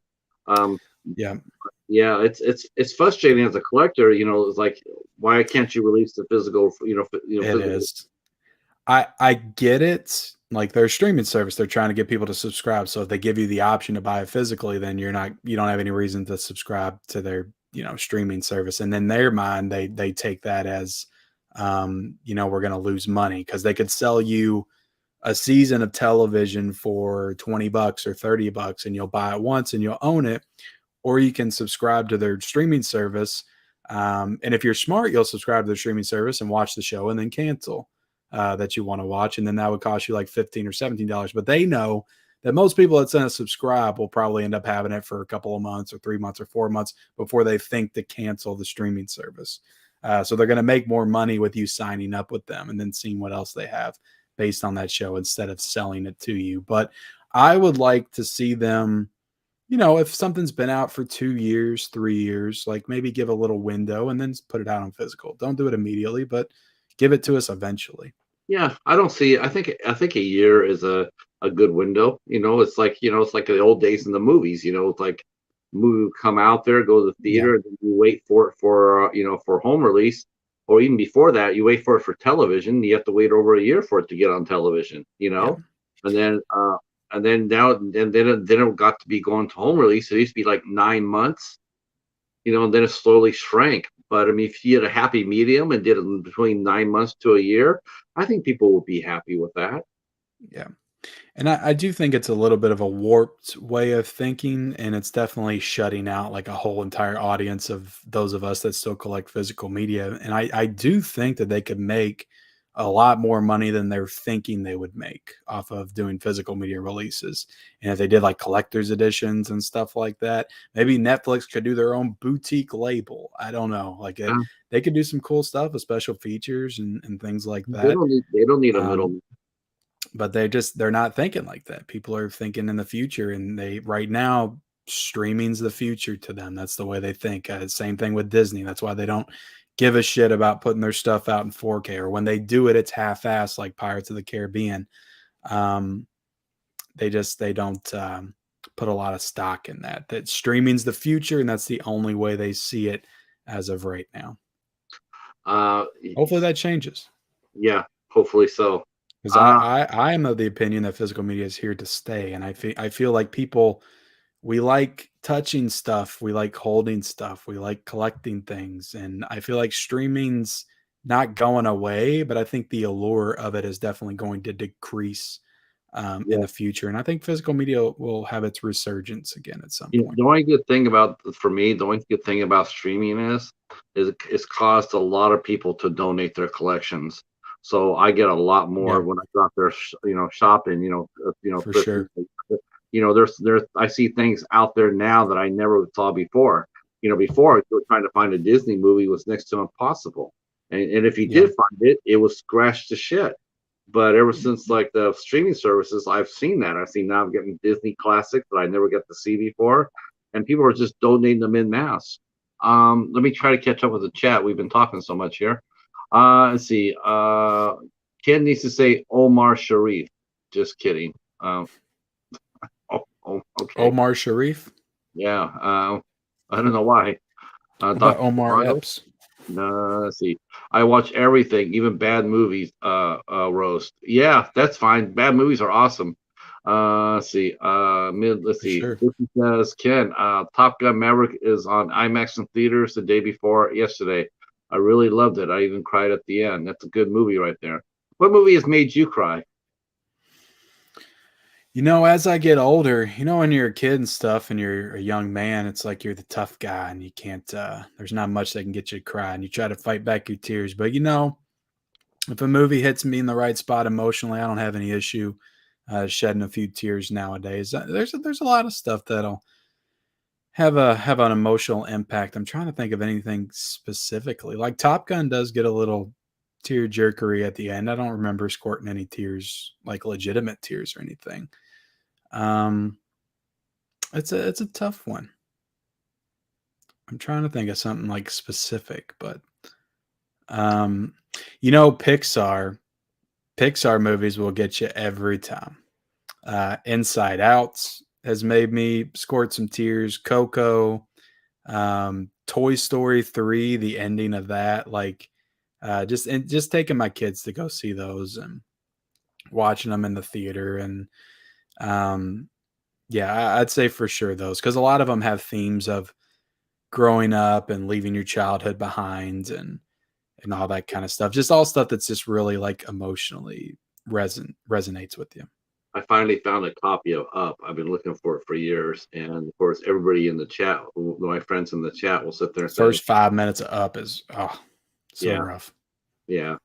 Yeah. They say you have to skip by the first 5 months or the first 5 minutes. I'm like, yeah, No, it's yeah, great. Like for a movie I love a movies have an emotional impact on me. Like I love feeling something when I watch a movie. Like the worst thing in the world is watching a movie that you feel nothing through the entire time. Like yeah. I don't watch movies for that. I watch them for the emotional experience. I want to have an experience with them. See, different genres do that for different people, right? I mean, how many people do you feel like that collect movies? How many people actually? Because it's sort of shocking. This is one part about horror films that really shocked me. Is like, it's like I never really was one that really oohed and awed over the kills. Like, it wasn't like, oh, that's so badass, like the Saw movies Oh or what. yeah. I watched the movie for what it is, like it was in real time, right? Like this is really happening. It's sort of surprising when you see people in the theater when like you see someone like Freddy versus Jason or something like that, and they start carving up people, and people are cheering for that, and it's just like it's sort of weird how that works out. It's like, Only why? the horror Why audience. are we? Why are we rooting for the villain? Why don't It's like I think it's sort of fun when the unstoppable gets stopped. Mhm. Like Friday the 13th Part 7. Well, here Oh he yeah, is. he met his match in that one. Yeah, I mean, it's like that to me. That's sort of cool to see him. Get knocked down and get dealt with. It's sort of cool. It's like okay. Because we all like an underdog, and believe me, Mhm. I can't think of more underdogs than anybody in a Jason or a Freddy movie. Every single one of those kids are underdogs. We got to be rooting for them. Do you think as a society, do you think that we're too desensitized now by some of the movies, because there's so much everywhere, Ken. I mean, you got streaming, you got TV, you got. Yeah, it's so hard to keep up with. Like it really is. There's a lot of stuff. There's a whole lot of stuff out there, and it's but I think that makes, channels that do recommendations and, highlight stuff that's, needs to be watched all the more important, because you kind of need to be pointed in the right direction in this day and age, because there is just so much.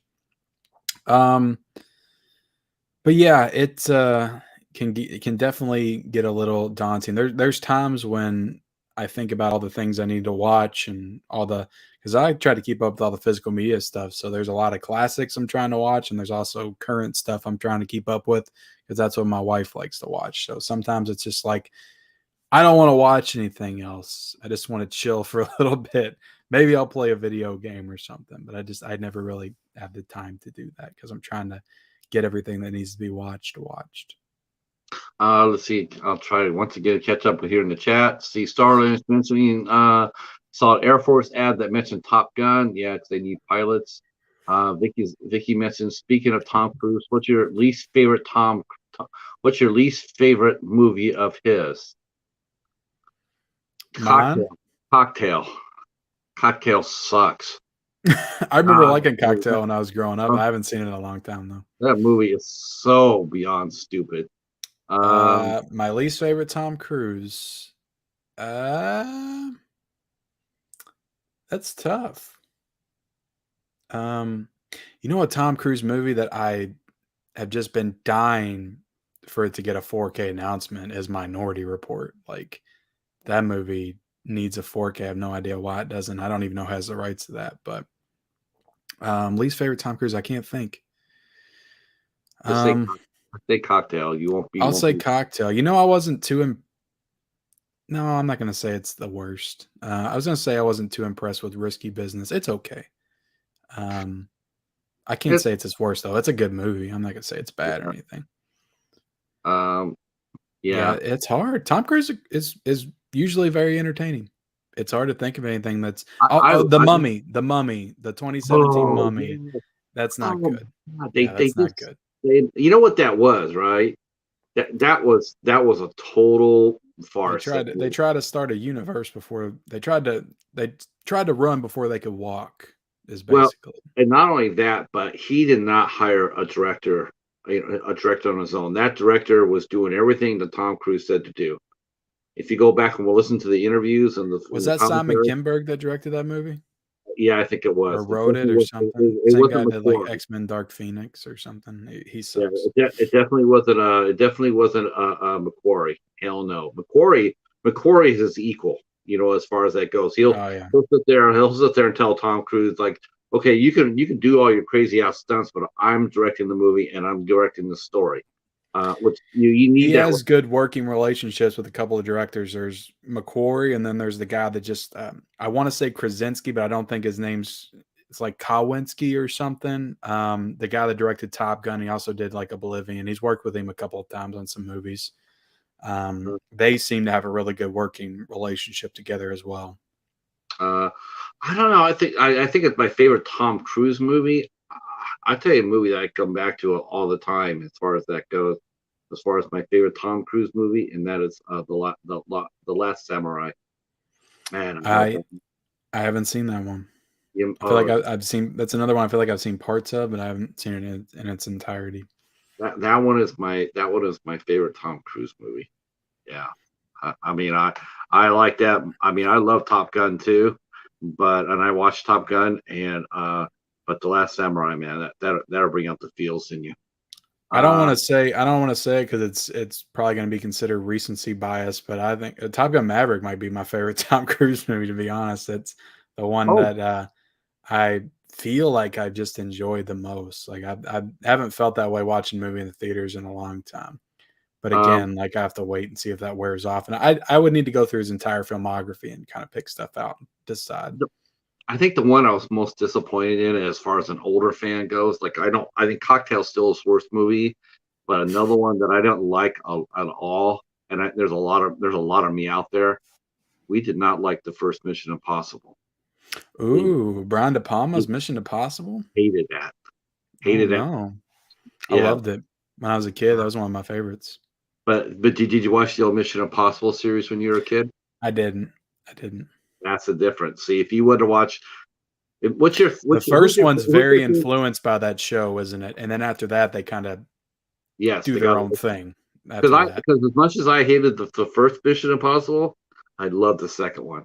The second one is Second one's fun. I love the second second one. one The kicks second one ass. too, I have a lot of good memories with. That was like one of the first DVDs we ever owned in my house. So that was one of the first movies I ever I watched on love the DVD. I was like, I went there because I hated the first one, right? I'm like, ugh. But then the second one came out. I said, all right, I'll go see it. Killer soundtrack too with that Limp Bizkit song. John Woo. I went because John Woo directed it. And I went in there and watched it, and it was so badass. And I I'm love like, me some John Woo, man. Broken Arrow is like one of my favorite action Wind movies from the Wind Talkers. 90s. Wind Talkers is Wind Talkers is one of Nicolas Cage's best Yeah. performance with Yeah. Adam Beach. Let's see. Wow, we're way behind here. See, Vicky says she's never seen Deep Impact. Highly recommend it, but don't see it out in the wild as much as I used to. Armageddon on Blu-ray. Don't see that out very much either. What are some of the movies that you used to see out when you go at Honey, like thrift store or flea market or whatnot? What are some of the movies you used to see all the time? And how would you someone came up there and said, hey, I want to get into collecting, and but I don't know anything about it as far as how to go about it. What advice would you give them? I did a video this year talking about collecting and getting into it, and I always, go back to, don't feel like you have to buy everything day of. We were talking about that earlier. Is like because a lot of this stuff will just go on sale a couple of weeks later, so don't feel like you don't have that fear of missing out. Pick everything up day of because you're going to end up spending a lot more. And don't be afraid to go into the thrift shops and the Goodwills. I was going into the Goodwills and the half price books against a lot of people's advisement back in the prime of the pandemic and the COVID surge. Like I was going into Goodwills, but I would bring everything home and I would wipe it down with, the sanitizing towels and all that stuff. Don't be afraid to go into the Goodwills. You can find some really good stuff in there for only like $1. You won't get that at Goodwill. That'll happen at Salvation Army. Yeah, Yeah. Goodwills are very expensive. Too expensive, you ask me. Hello, Daniel. Well, Hello, John. Goodwill used to be $2 for Blu-rays and DVDs, and now they put it down to $1 for everything. So they actually lowered their price in my area, but I know it varies in other people's areas. Yeah, my town, they're still anywhere between $4 to $7, $8 for a season. Oh my God, that is ridiculous. Yep. No, that's crazy. No, they flat, like my Goodwills around here, flat $1 for everything. It doesn't matter if it's a season or not. They're not even paying attention to what stuff costs and things like that. I really would. Last time it's the only thing I ever get you're gonna laugh at this, but every time I go to my Goodwill that's by me, the one thing I always get from them more than anything else, Food Network. Oh yeah. Don't see it anywhere. They got a lot of the aerobics videos and stuff too. From the Dollar Tree. DVDs. Yeah. Yep. They got a lot of that Hi, stuff. Casey. Yeah, we started at 9:00 today. Daniel Reyes is here. Hi, Daniel. How are you? I think you had a question up here. Let me go up there and get it. Side Hustle Cinema says Cocktail won the Golden Raspberry Award. Thank you I didn't so know much. Cocktail was that bad. I did not know that, but thank you for justifying my pick. Thank you. Jack Reacher is fun. I totally love the Jack Reacher movies, even though he was totally wrong for the part. I think Alan Ritchson is definitely owning it now. Let's see, Top Gun and Rayman are my favorite with Tom Cruise, and maybe The Outsiders. Someone mentioned Taps. Taps is a brilliant movie. I love Taps. That's a good one. Tom Cruise got a great career. Like he's just one of the best. No one ever talks about Taps. Tom Cruise wasn't the lead, but he was really good at it. Yes, he was really good. That's a great movie. Was Tom Cruise in The Outsiders? I didn't know he was in The Outsiders. I didn't know that either. Scap says enjoyed War of the Worlds, Oblivion, and Edge of Tomorrow. Edge of Tomorrow is so good. I'm really excited for that 4K coming out. It's such a good movie. I did like all those movies. I mean, it's just only a couple of movies that he's made that I have not liked at all. And I wouldn't say like he's I wouldn't say he's the best actor in the world. Like when you're watching Tom Cruise perform, like it's usually always Tom Cruise. Like you can just always feel that Tom Cruise through his performance. Like he doesn't have a ton of range. He No. has done some stuff where he's displayed that, like Magnolia. He plays a really different type of character. He's great in that. In Edge of Tomorrow, he plays a kind of a chicken shit for the first like 30 to 45 minutes, and it's a different side of him, different shade of him that I don't feel like I'd seen before. Yeah. What are some of the actors that you look for? I mean, if you're going out there and you're shopping, I mean, do you shop based on the studio, the director, or the actor, I or the don't go when I do thrifting and stuff, I don't go in with any kind of expectations of what I'm looking for and what I might find, because then I'm going to be disappointed. So I just go in there and I look around, and when I find something really cool or with an actor that I like, I'm like, "Oh, that's awesome. I found this." Um, but when I am picking stuff up or blind buying things, or I find a movie, I do base it on like the actor or the director. Um, and stuff like that. Like if I see, okay, I haven't heard of this movie. This is a strange movie, but it has, Tom Cruise or Sylvester Stallone in it. It's some obscure movie I've never heard of. I'll pick it up.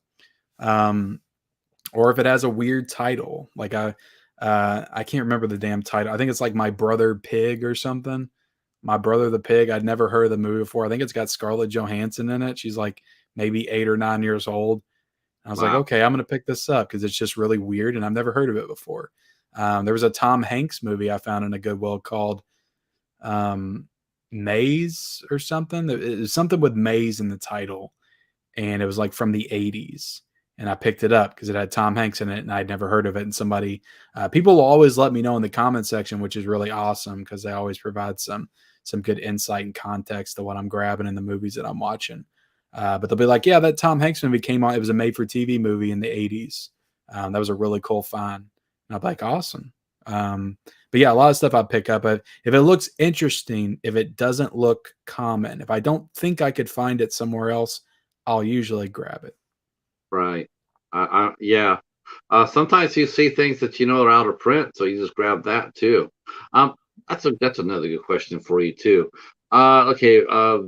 Let's see. Lepke is going to go see Face Off on 35 millimeter at the theater. Nice. John Woo. Wait, John Woo. See, Casey's here. See, yeah, Tom Cruise is in The Outsiders.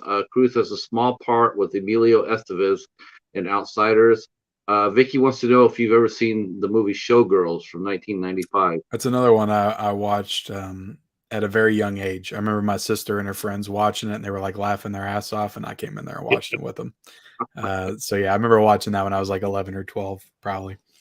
I It's a mean, goofy ass movie, but I mean, back then when you're 12 years old, the only thing you're noticing is the boobs. But I'd be like, get I'm older, watching it like this, looking from behind the corner. right?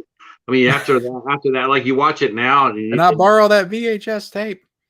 yeah, yeah. Why is it stuck in the same spot?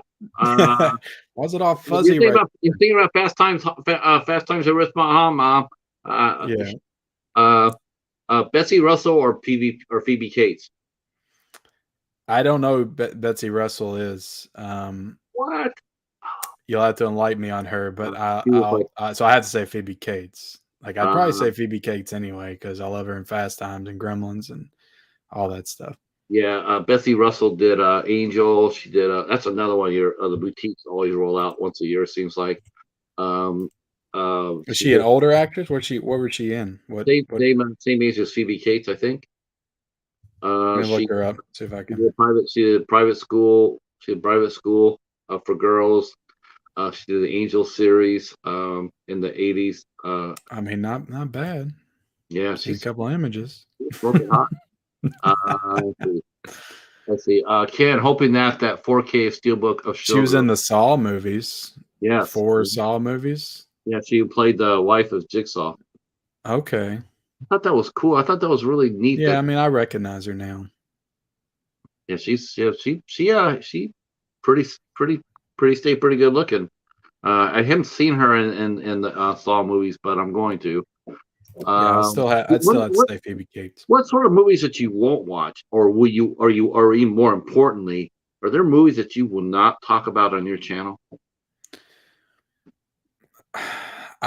You're probably not going to see me review a lot of like straight pornos or anything like that. Adult movies, triple X movies. I probably won't talk about those, but beyond that, no, anything's fair game. I'll talk about it, whatever. Yeah, I went over to Severance. I went over to the Vinegar Syndrome Yeah, page. which is all the Vinegar Syndrome titles, basically. Yeah. I'm going on there and going like, that's a porn movie. That's a porn movie. Yeah. Where's all these movies that they're supposed to be like, I know yeah, some people that's like they'll get the Vinegar Syndrome subscription, or they did it for the first time. They're like, "Well, 40% of these movies are porn," and it's like now I have a bunch of porn in my collection from the 70s. It's like I don't need this, so they no, sold it wait a minute. all. Now, in all honesty, is it would do you think do you think a lot of people now collect 70s porn now more for the collecting value of it more than they see it more as I could collection? see that. I could Huh? see that because you can get whatever you need on the internet now. It's like Right. and it's like my wife. She comes down here and sees I got a whole shelf dedicated to 70s porn. She's not going to be too happy with me. No. I'll just be honest. What is this? See, Vicky's mentioning about watching that movie, Showgirls. Try not to crack a fat. See, if Showgirls got a 4K release, like I just reviewed Wild Things, that has some risque scenes in it. But if Showgirls got a 4K release, I would review and talk about that. It's not a straight porn movie. Um, so yeah, No, X has more nudity than Showgirls. Really? I don't know. I was That's look a lot of nudity because for a they. movie about shooting porn. X is pretty tame, to be honest. Like there was really nothing in that movie that I had not seen before, except for old people and or young people in really bad makeup, old makeup, have sex. That just looked ridiculous. All right, so let me ask you a question outside because we gotta I'll make this our last question. Um, so tell me your favorite A24 film and your least favorite A24 film and your favorite IFC film and your least favorite IFC film. You know what's funny is I actually shot a video about my favorite and least favorite A24, or I did a whole entire ranking of my A24 collection, and I'm going to put that out this week. So this will be an exclusive right here, right now, All right, uh, here we go, kids. for people because I'm getting ready to put that video out probably Friday or Saturday or something. I rank my entire A24 collection, but I'll have to say least favorite. I hate this movie so much. It's one of the worst movies I've ever seen. I apologize if you like it, but it's Under the Skin with Scarlett Johansson is one of the worst movies I've ever seen. Um, I just hate it so much for reasons I'll add some clarification on in my video that I'll drop. But and my favorite is Ex Machina. I think it's a brilliant science fiction film, and I think it's probably one of the best that we've gotten in the 21st century. I think that people are going to be talking about that movie like they talk about Blade Runner in 2001: A Space Odyssey in like 10 to 20 years. It's a brilliant movie. I love Ex Machina. Yeah, he dropped the ball with Men though, and you know what's funny? It's like I've I heard saw, that. I I liked Annihilation a lot too. It definitely goes a lot weirder because Ex Machina is not what you would call a weird movie. Like it's pretty straightforward with the plot, and it's a really, good script and good story. It doesn't really go off the rails. Just a really smartly told science fiction story. But Annihilation kind of gets weird and wild and out there. But I was on board with it, so we'll see what he does with Men. I feel like he's going to go completely batshit um, off the wall on that one. But I'll watch it because I do like Alex Garland. I will throw this at your way though, because I think it has a similar sort of theme to it. But if you get a chance, and it has a really weird title, but don't let the title throw you because the movie's brilliant. It's a movie called Dead Dicks, and it's I brilliant. heard somebody talk about that. Huh? I Did said I you heard talk? somebody talk about that. I did a review for that. It's a brilliant movie. It's strange and it's weird, but it's good. It's real good, and it seems to be almost like Men has a lot of the same has a lot of the same elements into it. You know, the rebirthing scene. You know, it's like, you know, I've seen that before. That's not new for me. That's not new, and I know where I saw it at, and I remember Dead Dicks, and that's a really it's a very nobody knows about that movie, but it came out in Art Exploitation. Damn, they put out a lot of good movies. Art Yeah. Exploitation. I did that before they actually got bought by I think they got bought by Kino of Lorber, but they put out some brilliant movies from all over the world. Just top-notch movies. I mean, like every year there I always have an art exploitation movie sitting up there in the top 10. Yeah. All Now, right, so IFC Midnight, I had to look them up. I know IFC Midnight. I've seen plenty of IFC Midnight movies, but I just don't like when I watch a movie, I don't instantly recognize them as IFC Midnight movies like I do A24 to A24 movies. I'll say that my favorite one of those is I had it in my head and then I lost it. So let me bring this back. Swallow's really good, but it's not my favorite. I'll probably say it's between The Autopsy of Jane Doe, I love that movie, and Rent-A-Pal. Are the two ones that I'm going between. Would you classify those two? yeah, I classify them as really good too. Those I are loved Rent-A-Pal, and I bought that blind buy at Best Buy because it's a Scream Factory title too, which a lot of them are. yeah, But they just I was really surprised by that movie. It's a really good thriller with some interesting good to see story aspects. good to see Will Wheaton do something completely. Yeah, he was so creepy in that movie, and I just love the way it's to where like almost at one point in the movie you just feel like he's actually alive in the TV, but then Yeah, you're like, is it that he's alive in the TV, or is that guy like visualizing this stuff in his head? It's just really well done. I enjoyed that one a lot, and I also love Autopsy of Jane Doe. But I would say right now I'm um, kind of feeling the Rent-A-Pal. Also like the Clove Hitch Killer a lot. Thought that oh was really good, and that yeah. was actually shot in my area. You That know, movie was filmed in Kentucky.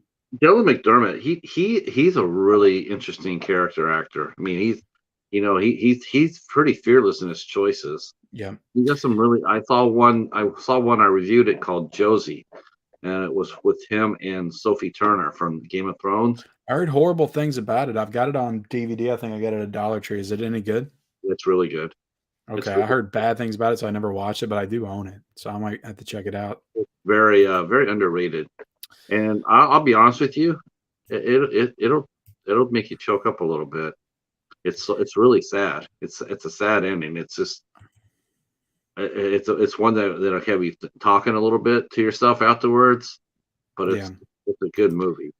I got my least favorite, and it's a movie I've actually haven't finished. I just thought it was so ridiculous I had to turn it off. But that was the Human Centipede is my least favorite.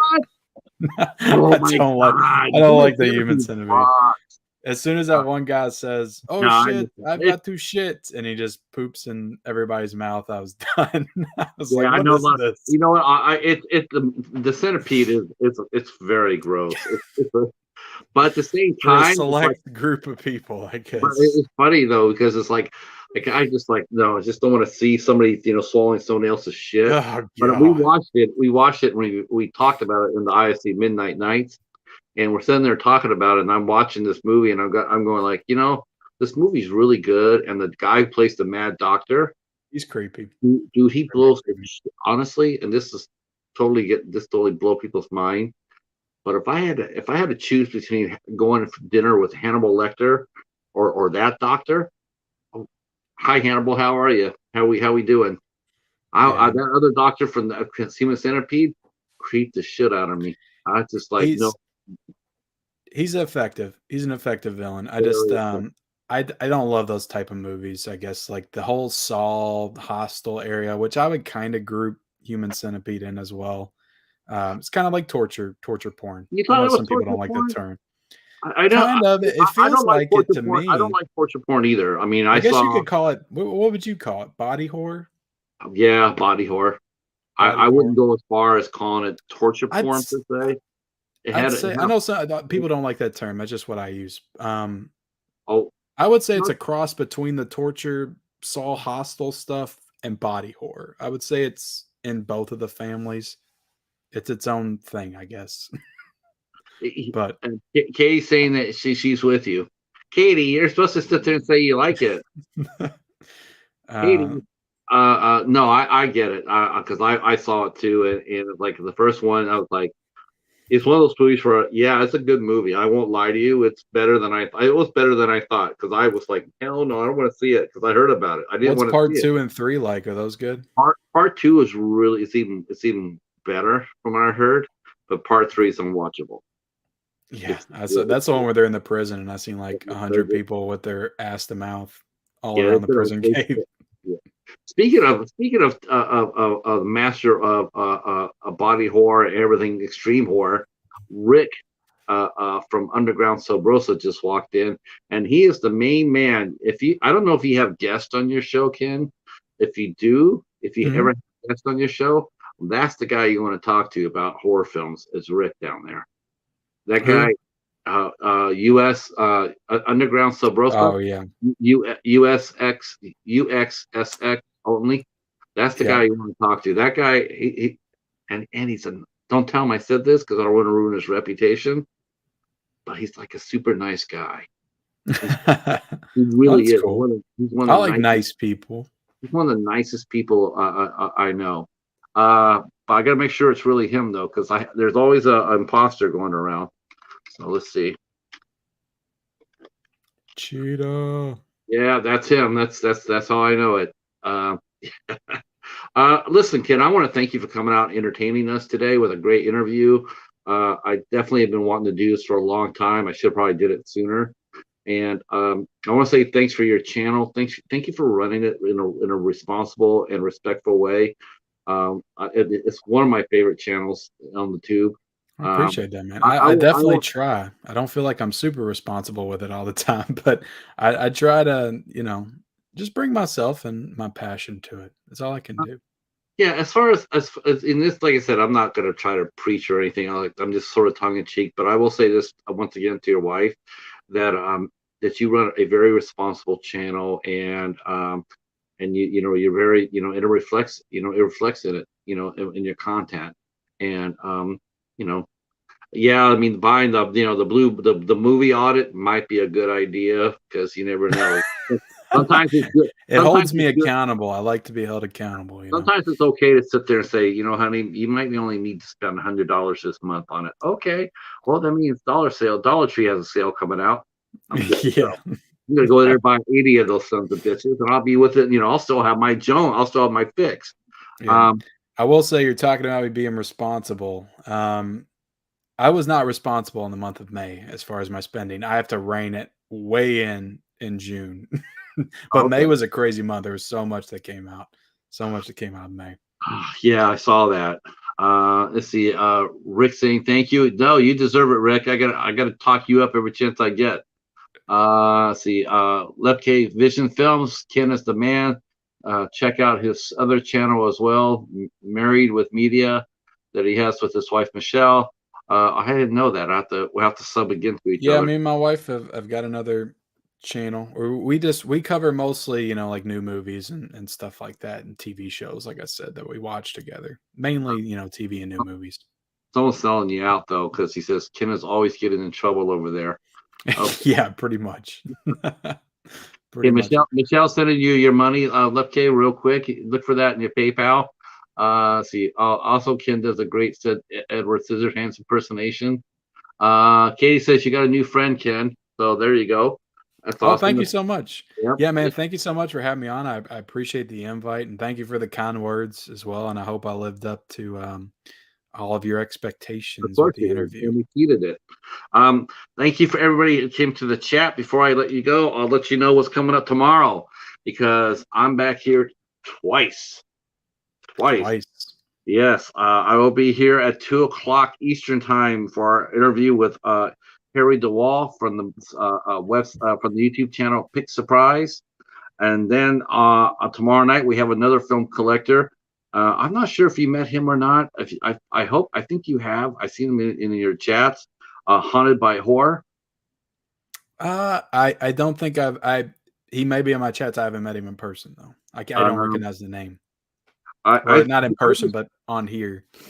I just recently met him not that long ago, and I watched his reviews, and we were talking about doing reviews.